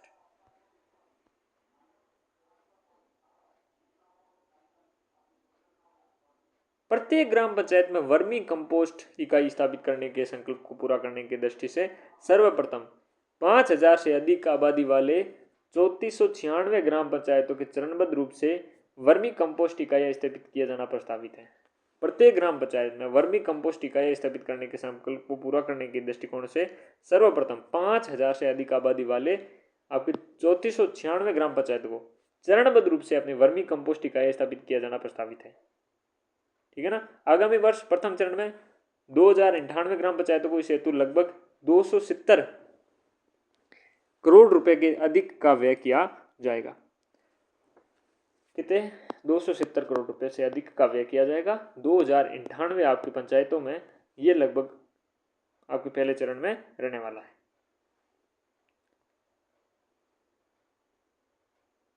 राज किसान साथी पोर्टल 3.0 पर विभिन्न रोजगार के अंतर्गत आवेदनों में अनुदान तक की गतिविधियों के ऑनलाइन मॉड्यूलेशन की अपग्रेड किया जाएगा। ठीक है ना। कृषकों को आधुनिक तकनीकों को अपनाने के लिए प्रेरित करने और उनकी क्षमता संवर्धन करने के उद्देश्य से ज्ञान संवर्धन कार्यक्रम KEP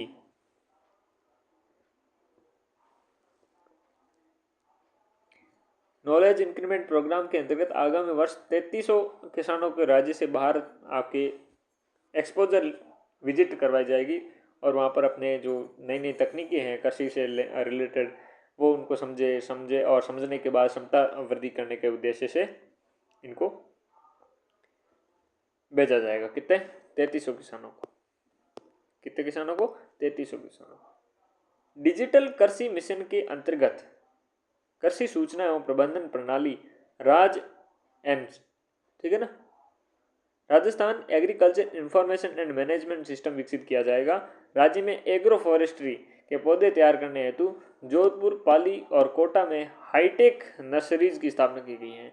क्योंकि जो फॉरेस्ट्री हैं इनके पौधे तैयार किए जाए इसके लिए जोधपुर, पाली के साथ में कोटा में हाईटेक नर्सरीज की स्थापना की जाएगी। क्वेश्चन पूछ सकता है कि हाईटेक जो नर्सरीज है वो कहाँ पर स्थापित किया जाएगी, तो आपका उत्तर क्या रहेगा? कोटा, पाली और जोधपुर आपको उत्तर रहने वाला है। प्रदेश में चूरू सहित खारे पानी की उपलब्धता वाले जिलों में झींगा पालकों को राहत देने के लिए सस्ती दर पर आपकी बिजली उपलब्धि करवाई जाएगी। चूरू के सहित खारे पानी में आपकी उपलब्धता वाले जिले हैं वहाँ पर झींगा पालकों के लिए सस्ती दर पर बिजली उपलब्ध करवाई जाएगी। राज्य के और विशिष्ट कृषि प्रसंस्करण उत्पादकों को राष्ट्रीय और अंतर्राष्ट्रीय आपके स्तर पर पहचान तथा उनमें इनसे जुड़े कृषकों को बेहतर मूल्य आपके दिलवाने की दृष्टि से मिशन राज गिफ्ट प्रारंभ किया जाएगा। Geographical induction for transformation of production and आपके लिवलीहुड्स प्रारंभ आपके किया जाएगा। ठीक है ना। राज्य के और विशिष्ट जो कृषि प्रसंस्कृत आपके उत्पादकों को राष्ट्रीय और अंतर्राष्ट्रीय स्तर पर पहचान दिलवाए और जुड़े कृषकों को बेहतर मूल्य दिलवाए, इसके लिए मिशन राज गिफ्ट स्थापित आपके जो प्रारंभ किया जाएगा। ठीक है ना। फुल फॉर्म आप देख सकते हैं, मैंने वैसे बोल दिया। नेक्स्ट, राज गिफ्ट क्या है? ठीक है ना, अभी पढ़ा हुई है। अलवर में प्याज और सब्जियों के लिए और गंगानगर में किन्नू के लिए, बांसवाड़ा में आम के लिए सेंटर ऑफ एक्सीलेंस खोले जाएंगे। सेंटर ऑफ एक्सीलेंस खोले जाने के लिए बात की गई है। ठीक है ना। थोड़ा लिखने का कष्ट हम भी करते हैं ताकि याद हो सके। और बांसवाड़ा में कई आम, गंगानगर में किन्नू फेमस है, अलवर में आपकी प्याज और सब्जी, इनके लिए क्या है, सेंटर ऑफ एक्सीलेंस खोले जाएंगे। आमजन को जैविक कृषि उत्पाद उपलब्ध करवाने की दृष्टि से जोधपुर, कोटा, उदयपुर में ऑर्गेनिक फूड आपके मार्केट, ऑर्गेनिक फूड मार्केट की स्थापना कहाँ कहाँ की जाएगी? जोधपुर में, जोधपुर के साथ में आपके कोटा, कोटा के साथ में क्या है, उदयपुर। यहाँ पर क्या किया जाएगा? ऑर्गेनिक फूड मार्केट स्थापित किया जाएगा। ऑर्गेनिक आपके फूड मार्केट स्थापित किया जाएगा। सेंटर ऑफ एक्सीलेंस किसके? प्याज की सब्जियों के अलवर, गंगानगर में किन्नू, बांसवाड़ा में आम। कृषि जिन्सों के प्रसंस्करण और व्यवसाय और निर्यात को प्रोत्साहन देने के उद्देश्य से प्रदेश में चयनित 2000 जिलों में 2000 कृषकों और प्रसंस्करणकर्ताओं, व्यापारियों और निर्यातकों को प्रशिक्षण दिलवाया जाएगा। कितने जिलों में? 2000, जो उद्देश्य से प्रदेश में चयनित जिले हैं वहां पर। प्रदेश में डेयरी और दुग्ध उत्पादन को बढ़ावा देने के उद्देश्य से हमारे द्वारा गठित Rajasthan cooperative dairy infrastructure development fund की राशि 1000 करोड़ रुपए से बढ़ाकर 2000 रुपए की आपके कर दी गई है, प्रस्तावित है। कितने? 1000 से 2000 रुपए आपके कर दी गई है प्रस्तावित, प्रदेश में डेयरी और दुग्ध उत्पादन को बढ़ावा देने के उद्देश्य से। दुग्ध उत्पादन को बढ़ावा देने के साथ साथ दुग्ध उत्पादकों को प्रोत्साहित करने के उद्देश्य से मुख्यमंत्री दुग्ध उत्पाद संबल योजना के अंतर्गत वर्तमान में 5 रुपए प्रति लीटर अनुदान दिया जा रहा है। आगामी वर्ष इस योजना में 700 करोड़ रुपए का अनुदान दिया जाना प्रस्तावित है और लगभग 5 लाख पशुपालन लाभान्वित होंगे। 5 रुपये हैं वो बढ़ेंगे नहीं, ठीक है ना। बढ़ाएंगे तो अब देखो आगे कोई योजना आती है, ठीक है, लेकिन फिलहाल 5 रुपये आपको प्रति लीटर अनुदान दिया जा रहा है मुख्यमंत्री दुग्ध उत्पादन संबल योजना के अंतर्गत।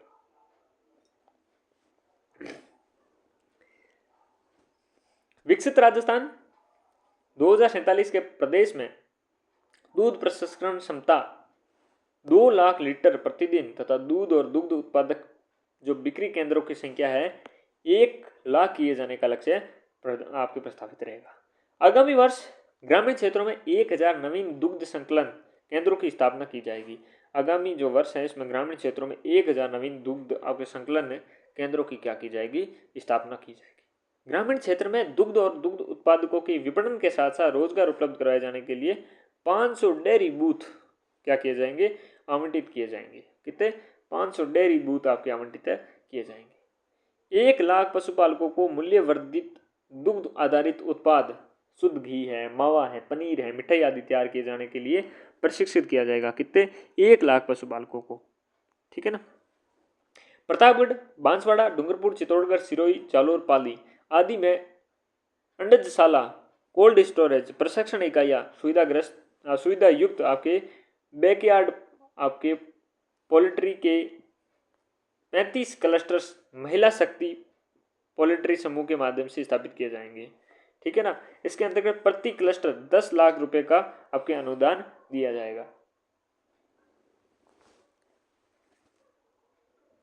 इसका आपका अर्थ हो गया कि घर के आंगन में मुर्गी पालन या बड़े जो कमर्शियल पोल्ट्री फार्म से अलग है। इसमें ग्रामीण परिवार अपने घर के पीछे खाली जगह है वहाँ पर 10-20 आपकी मुर्गियाँ पालेगी और घर के आपकी जो मुर्गियाँ घर के बच्चे हुए दाने पानी और प्राकृतिक कीड़े मकोड़े पर पलती हैं, जिसके पालन पर खर्चा क्या होता है? 0 रुपये आता है आपके। इसके लिए क्लस्टर महिलाएं शक्ति पोल्ट्री समूह के माध्यम से स्थापित किए जाएंगे, ठीक है ना। ताकि क्या है इसके लिए आपके क्या है? प्रति क्लस्टर 10 लाख रुपये का अनुदान है, ठीक है ना। और क्लस्टर की रही बात तो संगठन एक क्लस्टर में कई गांवों के सैकड़ों परिवारों, जिसमें मुख्यतः राजीविका के स्वयं सहायता समूह के महिलाओं शामिल होंगी, और इसमें 35 क्लस्टर के सरकारी आपको जो मुर्गियां हैं, सरकार मुर्गियों के चूजे, दाना, टीकाकरण और ट्रैकिंग की सुविधाओं का एक जगह पर उपलब्ध करवाई जाएगी। समझ गए ना 35 क्लस्टर कौन से हैं। और क्लस्टर क्या होता है, बैकयार्ड वॉलंटरी जो आपकी क्या होता है, उचित मूल्य पर मुर्गी दाना उपलब्ध करवाने के लिए तिबीज अजमेर में पोल्ट्री फीड यूनिट स्थापित की जाएगी। पोल्ट्री फीड आपके कहाँ स्थापित की जाएगी, तो तिबीज अजमेर में की जाएगी। ठीक है ना। चलिए, ये रहा आपका 8वां स्तंभ भी हमने पढ़ लिया।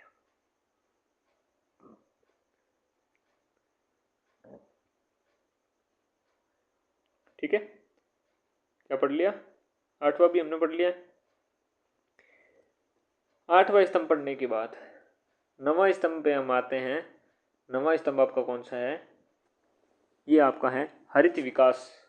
क्या है, हरित विकास एवं पर्यावरणीय सततता। इसमें हम प्रमुख रूप से पर्यावरण की बात करेंगे और पेड़ पौधों की बात करेंगे, जल की बात करेंगे, यह सारी चीजें इस पे अंतर्गत हम बातें करेंगे। ठीक है, स्टार्ट करें या नेक्स्ट क्लास में करें या इस क्लास में करें, इसी क्लास में कर देते हैं, मेरा मानना तो ये है। ठीक है, चल, हरित विकास एवं पर्यावरण सततता। आगामी वर्ष हरित बजट में 20% से अधिक वृद्धि के साथ 33,476 करोड़ रुपए का प्रावधान किया गया है। 20% के वृद्धि के साथ 33,476 करोड़ रुपए का प्रावधान किया गया है। वर्ष 2047 तक प्रदेश में ग्रीन कवर बढ़ाकर 20% किए जाने का लक्ष्य है। मिशन हरियाणा राजस्थान की सफलता देखते हुए आगामी वर्ष 10 करोड़ रुपए पौधारोपण किया जाना प्रस्तावित है। पर्यावरण संरक्षण और हरित विकास की दृष्टि से आपके क्या क्या काम किए जाएंगे देखिएगा। राज्य के समस्त जिला मुख्यालयों पर आगामी वर्ष नमो नर्सरी की स्थापना की जाएगी। प्रत्येक पंचायत समिति स्तर पर चरणबद्ध रूप से नमो वन विकसित किए जाएंगे। ठीक है ना। जो नर्सरीज होती हैं, जो पेड़ पौधे वगैरह वहाँ पर होते हैं, वहाँ से लाकर आपके जो बो सकते हैं आप, उगा सकते हैं, और ज़्यादा से ज़्यादा क्या किया जाएगा, जिला मुख्यालयों पर आगामी वर्ष उन्नत नमो नर्सरी की स्थापना की जाएगी और प्रत्येक पंचायत समिति स्तर पर चरणबद्ध रूप से नमो वन आपके क्या किया जाएंगे, स्थापित किया जाएंगे। नमो वन आपके एक प्रकार का अर्ध शहरी क्षेत्र में होते हैं, वहाँ पर एक शहरी जंगल विकसित करना होता है। शहरों के बीचों बीच खाली जगह पड़ी होती है, वहाँ पर सरकारी जमीनों पर सघन पौधारोपण किया जाता है। ठीक है ना, इस प्रकार से ये देख सकते हैं। और वाटिकाओं में हम बात कर चुके हैं, क्या है कि एक बहुत ही अनोखा कॉन्सेप्ट है जिसकी प्रकृति को, हमारी सांस्कृतिक और आध्यात्मिक मान्यताओं से जोड़ा गया है। और वो नर्सरी नहीं होगी आपकी, वो नव वाटिका ही हो जाएगी। ठीक है ना। चले, नर्सरी तो आप समझ गए होंगे, वो पेड़ पौधे आपको प्राप्त हो जाएंगे वहाँ से। और नंबर वन एक प्रकार का होम में आपके जो कृत्रिम प्रकार का जंगल तैयार किया जाएगा, सरकारी भूमि पड़ी वहाँ पर पंचायत समिति स्तर पर। अजमेर, ब्यावर, हनुमानगढ़, बीकानेर, दौसा, जयपुर सहित 16 जिलों में मॉडल उद्यान ऑक्सीजन के रूप में विकसित किए जाएंगे। 16 जिलों में कौन कौन से, जिसमें अजमेर, ब्यावर, हनुमानगढ़, बीकानेर, दौसा, जयपुर सहित आपके मॉडल आपके उद्यान ऑक्सीजोन के रूप में विकसित किए जाएंगे। विकास एवं पर्यावरण के बीच संतुलन बनाए रखने के लिए अक्षय ऊर्जा परियोजना के विकास के लिए आवंटित भूमि 10% आपके बाग वृक्षारोपण हेतु आरक्षित किया जाएगा। आवंटित भूमि पर 10% भाग वृक्षारोपण हेतु आरक्षित किया जाएगा। किसके लिए, विकास और पर्यावरण के बीच संतुलन बनाए रखने के लिए अक्षय ऊर्जा परियोजना के विकास के लिए आवंटित भूमि पर 10% भाग क्या किया जाएगा, वृक्षारोपण के लिए आपके आरक्षित किया जाएगा। कि ये आपकी इतनी है कि इसमें आप इतने हिस्से में तो कम से कम आपकी क्या है, हरा भरा रखोगे, बाकी में आप अपने प्लांट लगाओ, जो भी रखो। ठीक है ना, चाहे थोड़ा थोड़ा लगा दो ऐसे, चाहे कैसे, इट्स योर चॉइस, लेकिन 10% भाग का वृक्षारोपण हेतु आरक्षण होगा। चित्तौड़गढ़ में कुंभा बायोलॉजिकल पार्क विकसित किया जाना 31 करोड़ रुपए की व्यय से। ठीक है ना, biological park, Kumbha biological park, तो कुंभा से नाम से आपको वैसे कुंभलगढ़, राजसमंद वगैरह वो याद आता है, लेकिन चित्तौड़गढ़ आपको याद रखना है। वन्य जीव संरक्षण के साथ साथ संरक्षित क्षेत्रों में मानव पशु संघर्षों का विशेष ध्यान दिया जाने के उद्देश्य से आगामी वर्ष आपके पृथ्वी प्रोजेक्ट फॉर रेजिलेंट एंड आपके integrated terrestrial habits and wild life value Rajasthan आपके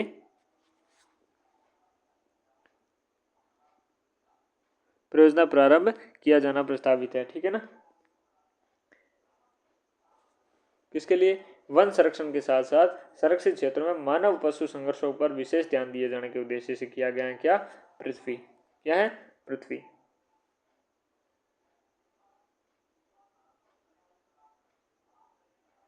जिसकी फुल फॉर्म आपको बता दी गई है, प्रोजेक्ट फॉर रेजिलिएंट इंटीग्रेटेड आपके टेरेस्ट्रियल हैबिट्स एंड आपके वाइल्ड लाइफ वेलोराइजेशन इनिशिएटिव।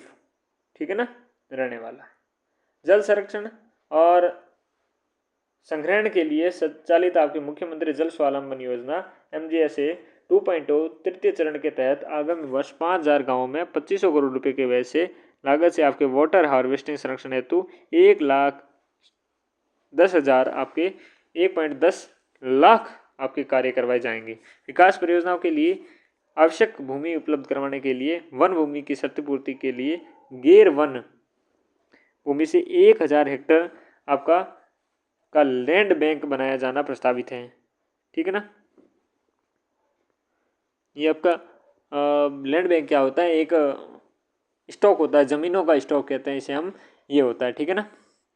सरकार क्या होती है, अलग अलग जगहों पर बिखरी हुई जो अनुपयोगी या सरकारी जमीन को एक साथ जोड़कर एक पुल बना देती है। और जब कोई भी बड़ी कंपनी राजस्थान की फैक्ट्री लगाना चाहती है तो सरकार कोई बड़ा नमो वन है, चाहे पृथ्वी प्रोजेक्ट है, शुरू करना होता है तो जमीन ढूंढने के समय बर्बाद नहीं करती है। ठीक है ना। ये मैंने आपकी जो पहले की चीज़ें थी उनके साथ में रिलेटेड करके बात बता दी। पर्यटकों की सुविधा हेतु जो आपके मुकुंदरा हिल्स बाग परियोजना के नोलाव, गागरोन और क्षेत्र झालावाड़ में सफारी गेट खोला जाएगा। ठीक है ना। नोलाव, गागरोन क्षेत्र और झालावाड़ में आपके क्या कहा जाएगा? सफारी गेट खोला जाएगा। किसमें? मुकुंदरा हिल्स बाग परियोजना के।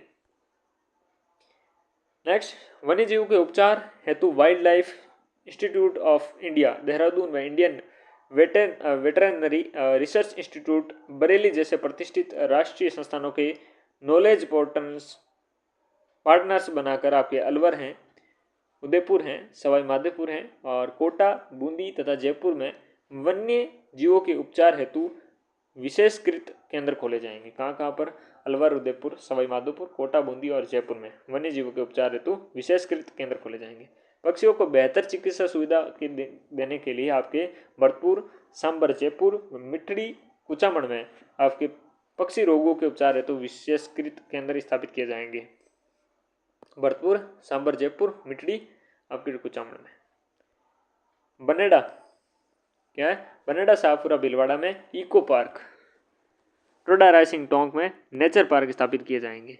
इको पार्क और आपके नेचर पार्क। इको पार्क कहाँ पर? बनेड़ा, शाहपुरा, भीलवाड़ा और टोडा रायसिंग टोंक में नेचर पार्क। वन्य जीवों के रेस्क्यू के लिए 291 वन्य जीव एम्बुलेंस उपलब्ध करवाई जाएगी। 291 वन्य जीव आपकी एम्बुलेंस उपलब्ध करवाई जाएगी।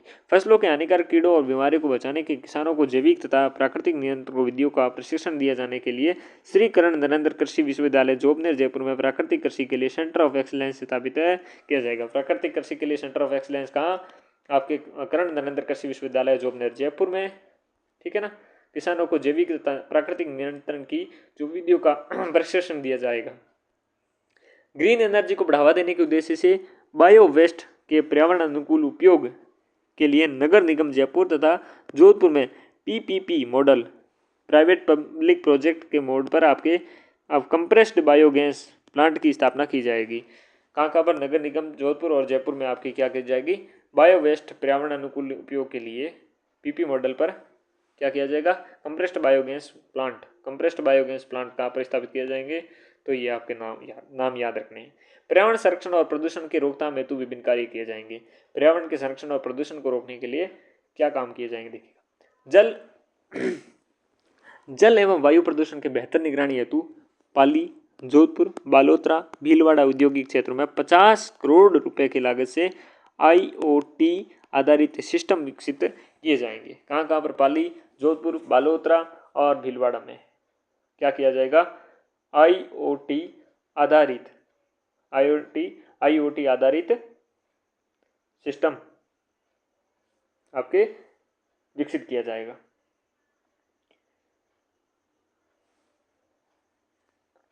आईओटी मतलब आपके जो इंटरनेट ऑफ थिंग्स आधारित सिस्टम होगा, ठीक है ना।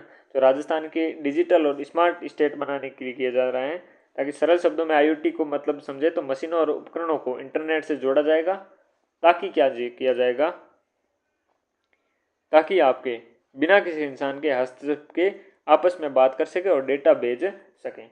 वायु गुणवत्ता निगरानी के लिए जोधपुर में अर्ली वार्निंग सिस्टम स्थापित किए जाएंगे। वायु गुणवत्ता की निगरानी के लिए जोधपुर में अर्ली वार्निंग सिस्टम की स्थापना की जाएगी। पहले ही आपको वार्निंग दे दी जाएगी कि वायु की जो कंडीशन है, गुणवत्ता है, सही नहीं है। इसके लिए अर्ली वार्निंग सिस्टम जोधपुर में स्थापित किया जाएगा।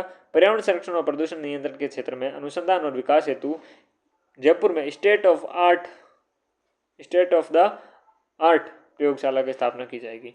स्टेट ऑफ द आर्ट प्रयोगशाला क्यों स्थापित की जाएगी, पर्यावरण संरक्षण और प्रदूषण नियंत्रण के लिए, अनुसंधान और विकास का काम करेगी। और इसकी स्थापना कहाँ की जाएगी, तो इसकी स्थापना जयपुर में की जाएगी।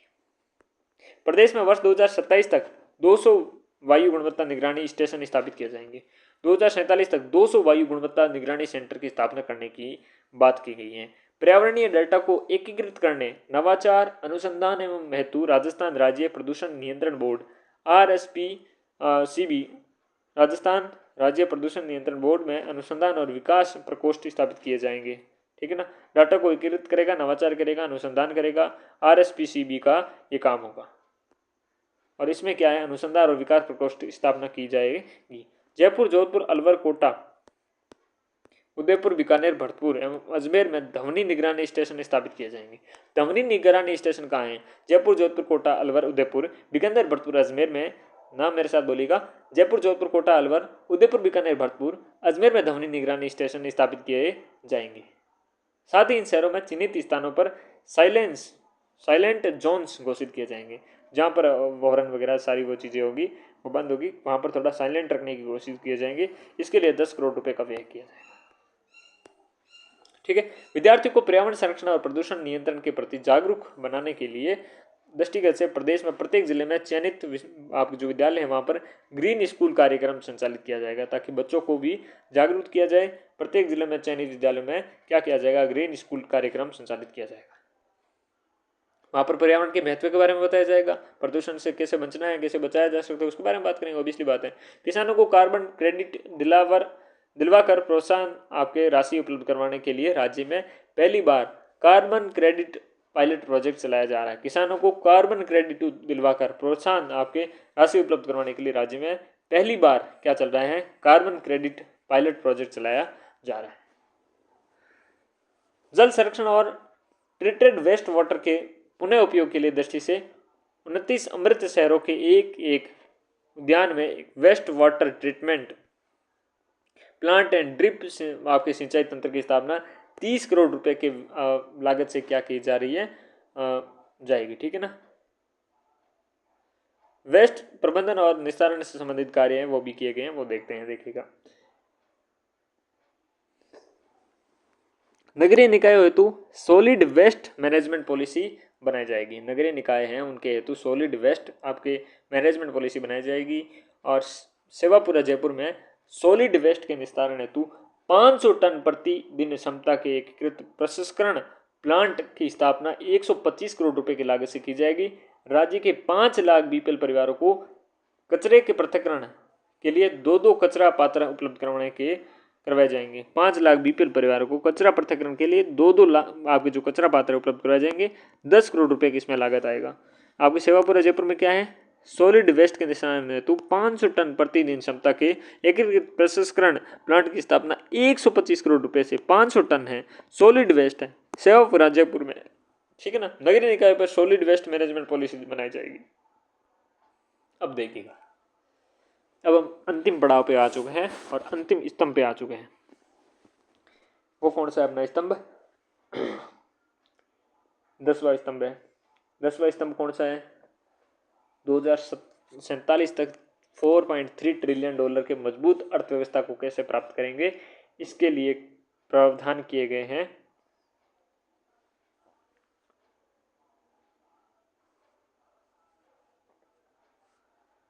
इसको क्या इस क्लास में पढ़े या अगली क्लास में? एक छोटी सी क्लास ले ले तो क्या दिक्कत होगी, ठीक है ना। एक छोटी सी क्लास अलग से ले लें तो क्या दिक्कत होगी, कुछ नहीं होगी ना। उसमें कृषि बजट है, ग्रीन बजट है, उन सारी चीज़ों को भी समझ लेंगे, सही है ना। या पढ़ ही ले, कितना बचा है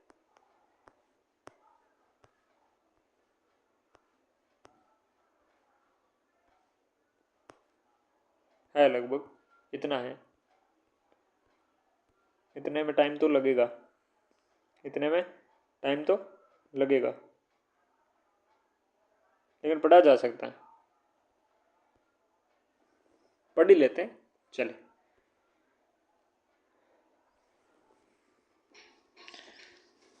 2047 तक 4.3 ट्रिलियन डॉलर की मजबूत अर्थव्यवस्था प्राप्त कर सके।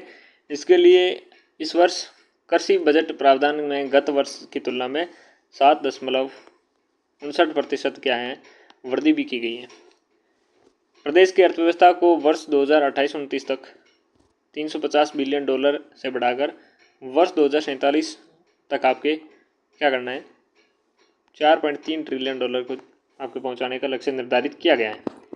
जीएसटी करदाताओं को न्यायिक प्रक्रिया में सुगमता प्रदान करने के उद्देश्य से पंजीकरण संबंधी अपीलों को प्राथमिकता के आधार पर 60 दिन में निस्तारित किया जाएगा। जीएसटी जो करदाता हैं उनको न्यायिक प्रक्रिया में सुगमता प्रदान करने के लिए इस उद्देश्य पंजीकरण संबंधी अपीलें हैं उनको प्राथमिकता के आधार पर 60 दिन में निस्तारण किया जाएगा। आमजन और निवेशकों को राहत प्रदान करने के लिए विभिन्न ऋण दस्तावेजों पर पंजीयन शुल्क के दर को 1% से घटाकर 0.5% कर दिया गया। ऋण दस्तावेजों पर पंजीकरण जो शुल्क हैं उनको 1% से घटाकर 0.5% किया गया। अधिकतम 1 लाख रुपए की किया जाएगा। अधिकतम कितना है, 1 लाख रुपए, उससे ज़्यादा नहीं किया जाएगा।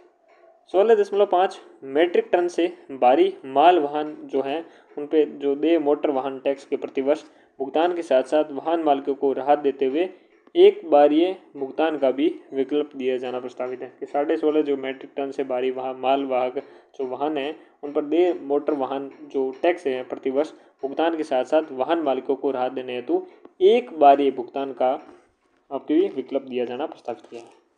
वाहन जनित जो वायु प्रदूषण को नियंत्रित करने के लिए उपायों के तहत 6 वर्ष पुराने परिवहन और 15 वर्ष पुराने गैर परिवहन वाहनों पर दे ग्रीन टैक्स की दरों को पुनरीक्षित किया जाएगा। अन्य राज्यों में आपके राजस्थान में स्थायी रूप से लाए गए गैर परिवहन वाहनों के पंजीकरण पर मोटर आपके वाहन टैक्स में दे अधिकतम 25% छूट को बढ़ाकर 50% तक किया जाएगा। अधिकतम छूट है क्या, 25% से छूट बढ़ाकर आपके 50% क्या है टैक्स आपके कम कर दिया गया है इस पर गैर परिवहन वाहनों के पंजीकरण है। तो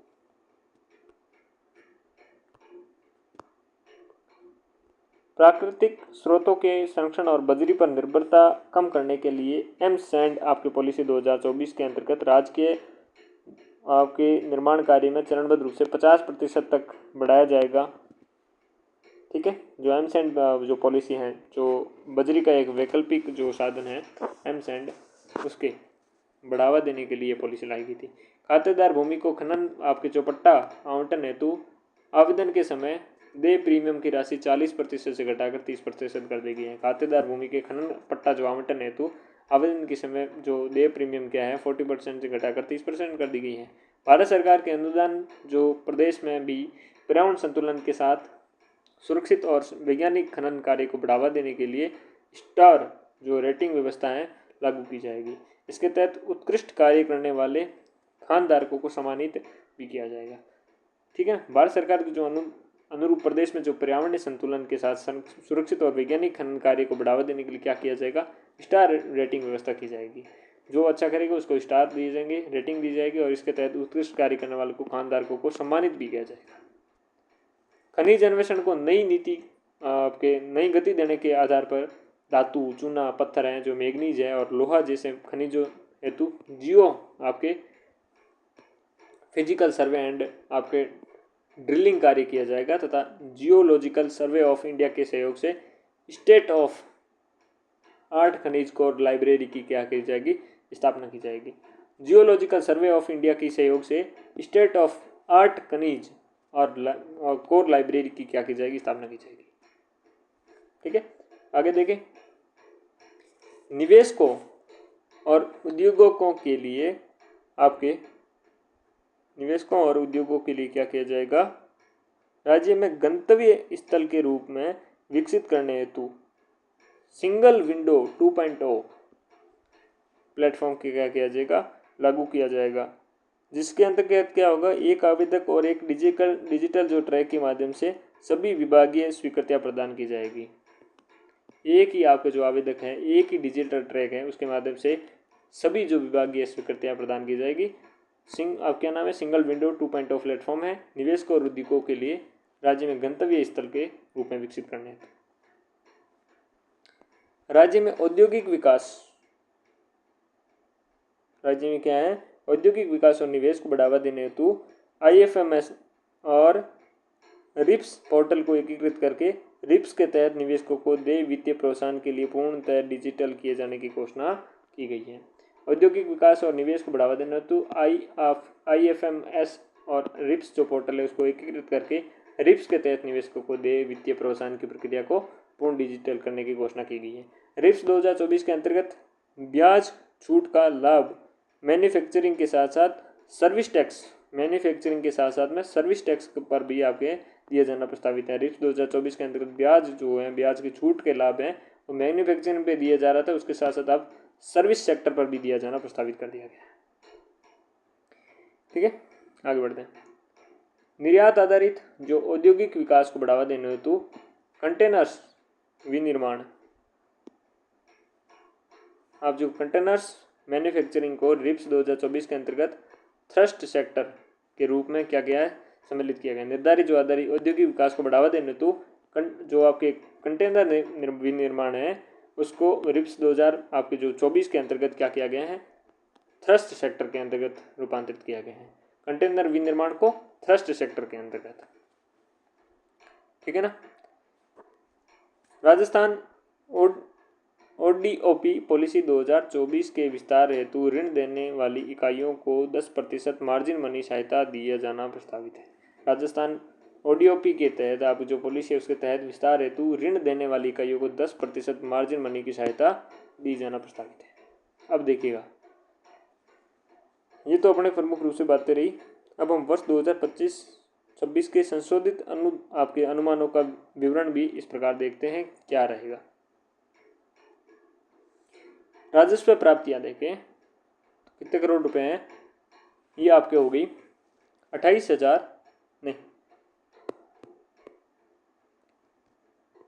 2,85,000 आपके 533.34 करोड़ रुपए राजस्व प्राप्तियां हुई। कितनी, 2,85,034.34 करोड़ रुपए आपकी क्या हुई, राजस्व प्राप्तियां हुई। राजस्व व्यय की बात करें तो राजस्व व्यय आपका हो जाएगा 3,18,516.26 करोड़ रुपए क्या हुआ आपके राजस्व व्यय हुआ। राजस्व घाटे की बात करें तो 3 लाख यहाँ पर आपके 32,982 पॉइंट आपके 92 करोड़ रुपए का क्या हुआ है, राजस्व घाटा हुआ है। कितना, 32,982.92 करोड़। राजस्व व्यय कितना किया गया आपके 3,18,516.26 करोड़ रुपए और 2,85,533.34 करोड़ रुपए का क्या था, राजस्व प्राप्तियां हुई। पूंजी खाते प्राप्तियां देखें तो पूंजी खाते की आपकी प्राप्तियां 2,73,148.64 करोड़ रुपए आपकी क्या हुई, पूंजी खाते में प्राप्तियां हुई। राजस्व प्राप्तियां 2,50,533, 3,18,516 राजस्व व्यय, राजस्व घटा 32,982, पूंजी खाते की प्राप्तियां 2,73,148.64 करोड़ रुपए हुई है। पूंजी खाते में व्यय की बात करें तो आपके पूंजी खाते के व्यय हो गया है 24,079 आपके 0.90 करोड़ रुपए का पूंजी खाते में व्यय हुआ है। राजकोषीय घाटे की बात करें तो 72,492.62 करोड़ रुपए क्या है, राजकोषीय घाटा अपना है हुआ है। वर्ष 2026-27 में बजट अनुमान, आपके जो अनुमानों का संक्षिप्त विवरण है वो देख लेते हैं। राजस्व प्राप्तियां कितनी हो जाएगी, 3,25,740.40 जो 14 करोड़ रुपए ये प्राप्तियां होगी। व्यय होगा इसमें 3,50,54.7 करोड़ रुपए का व्यय होगा। 2,00,000 इसमें 24,313 करोड़ रुपए का क्या होगा, राजस्व घाटा होगा। कितना आपके 24,313। पूंजी खाते में प्राप्तियां कितनी होगी, 2,25,433.87 करोड़ रुपए के पूंजी की खाते में प्राप्तियां होगी। पूंजी खाते में व्यय की बात करें कितना होगा, 2,60,902.23 करोड़ रुपए का क्या होगा, इसका पूंजी खाते में व्यय होगा। राजकोषीय घाटे की बात करें तो 79,492.52 करोड़ रुपए का क्या होगा, राजकोषीय घाटा होगा। पहले कितना हुआ, 72,492.62 और आगे में कितना हो जाएगा, 79,492.52 करोड़ रुपए का हो जाएगा। बजट आपके अनुमान की बात करें 26-27 में राज्य की राजकोषीय मानकों के विवरण देखें तो राज्य में सकल घरेलू उत्पाद GSDP आपके 21,52,100 करोड़ रुपए की क्या हो जाएगा, राज्य सकल घरेलू आपका उत्पाद होने वाला है। कितने, 21,52,100 करोड़ आपके 100 करोड़ रुपए होने वाला है। राजकोषीय घाटे की बात करें GSDP के प्रतिशत के रूप में तो 3.69% क्या हो जाएगा, आपके राजकोषीय घाटा होगा। ऋण एवं अन्य दायित्व में GSDP के प्रतिशत के रूप में 36.8% का क्या होगा, ऋण और अन्य दायित्व आपके रहने वाला 36.8%। पूंजीगत परिव्यय की बात करें तो 53,978.41 करोड़ रुपए क्या होगा, पूंजीगत परिव्यय होगा। ठीक है, आगे देखें। पूंजीगत परिव्यय देखने के बाद हम बात करते हैं वित्तीय अनुसंधान सुनिश्चित करने हेतु राजकीय आपके जो घाटा है GSDP के प्रतिशत के रूप में FRBM के अनुमान सीमा 3.7% में रखा गया है। आपके जो राज्य के राजकीय उपक्रमों और संस्थाओं द्वारा राज्य में बिजली, सड़क व पानी आदि की मूलभूत विकास कार्यों पर 71,000 करोड़ रुपए से अधिक पूंजीगत व्यय किया जाएगा। जो आपकी मूलभूत बिजली है, सड़क है वगैरह उपक्रमों जो राज्य के उपक्रमों और संस्थाओं द्वारा राज्य में बिजली, सड़क, पानी आदि मूलभूत विकास कार्यों हेतु 51,000 करोड़ रुपए का अधिक पूंजीगत व्यय किया जाएगा। इस प्रकार राज्य द्वारा 2026-27 में कुल 1,00,000 करोड़ रुपए से अधिक का प्रभावी पूंजीगत व्यय किया जाएगा। 1,00,000 करोड़ रुपए से अधिक प्रभावी पूंजीगत व्यय किया जाएगा। कृषि बजट की बात करें, कृषि बजट के अंतर्गत वर्ष 2026-27 में समेकित निधि राज्य के स्वायत्तशासी सहकारी एवं अन्य संस्थाओं के स्वयं के संसाधनों सहित कुल राशि 1,19,408.11 करोड़ रुपए का प्रावधान किया गया है। किसमें, कृषि बजट के अंतर्गत 26-27 में समेकित निधि राज्य के स्वायत्तशासी सहकारी एवं अन्य संस्थाओं के स्वयं के आपके संसाधनों के सहित कुल राशि आपकी कितनी है, 1,19,408.11 करोड़ रुपए का प्रावधान है। कृषि बजट की राशि में से राशि आपके 69,422.99 करोड़ रुपए आपकी समेकित निधि से व्यय की जानी प्रस्तावित हैं, जो आपके राज्य के कुल बजट का 11.36% है। कृषि में कितना है, 11.36% है। आगे बढ़े, आगे लिखा हुआ है कृषि के बजट के गत वर्ष में 7.59% की वृद्धि अनुमानित है तथा कृषि बजट GSDP में का 5.55% है। ठीक है ना, 5.55% है। ग्रीन बजट की बात करें 2026-27 में ग्रीन बजट 33,475.53 करोड़ रुपए का प्रावधान है। इस योजना का व्यय 12.74% है और कुल बजट 5.8% कितना है, ग्रीन बजट है 5.48% है, जो गत वर्ष 20.18% अधिक है। गत वर्ष से कितना है, 20.18% अधिक है आपने। और वर्ष 2026-27 में वार्षिक वित्तीय विवरण के साथ साथ राजस्थान राज्य वित्तीय आपके उत्तरदायित्व और बजट प्रबंधन अधिनियम 2005 फ्रेब्स एक्ट 2005 में साथ पटल रखा गया, जिसके अंतर्गत निम्न 3 विवरण आपके दिए गए थे, संलग्न किए गए थे। मध्यम कालिक राज्य वित्तीय नीति विवरण, राज्य वित्तीय नीति युक्ति वितरण, प्रकटीकरण वित्तीय जो प्रकटीकरण विवरण है, ये सारी विवरण आपके दिए गए थे। अंत में ये कुल मिला के सारी ग्रीन बजट की बातें थी, कृषि की बजट की बातें थी और जो अनुमानित व्यय है, राजकोषीय मानकों का विवरण है, अनुमानों का संक्षिप्त आपके विवरण है, ये सारी बातें इसके अंतर्गत थी। ये हमारा था, क्या था, राजस्थान का बजट 2026-27 और ये हमने 2 क्लासों के माध्यम से लगभग 3 घंटों के माध्यम से पढ़ लिया है। उम्मीद करता हूँ आपके लिए और बहुत ही महत्वपूर्ण रहेगा एग्ज़ाम के पॉइंट ऑफ व्यू से। चलिए, इस कक्षा में इतना ही, मिलते हैं फिर किसी और कक्षा में, तब तक के लिए नमस्कार।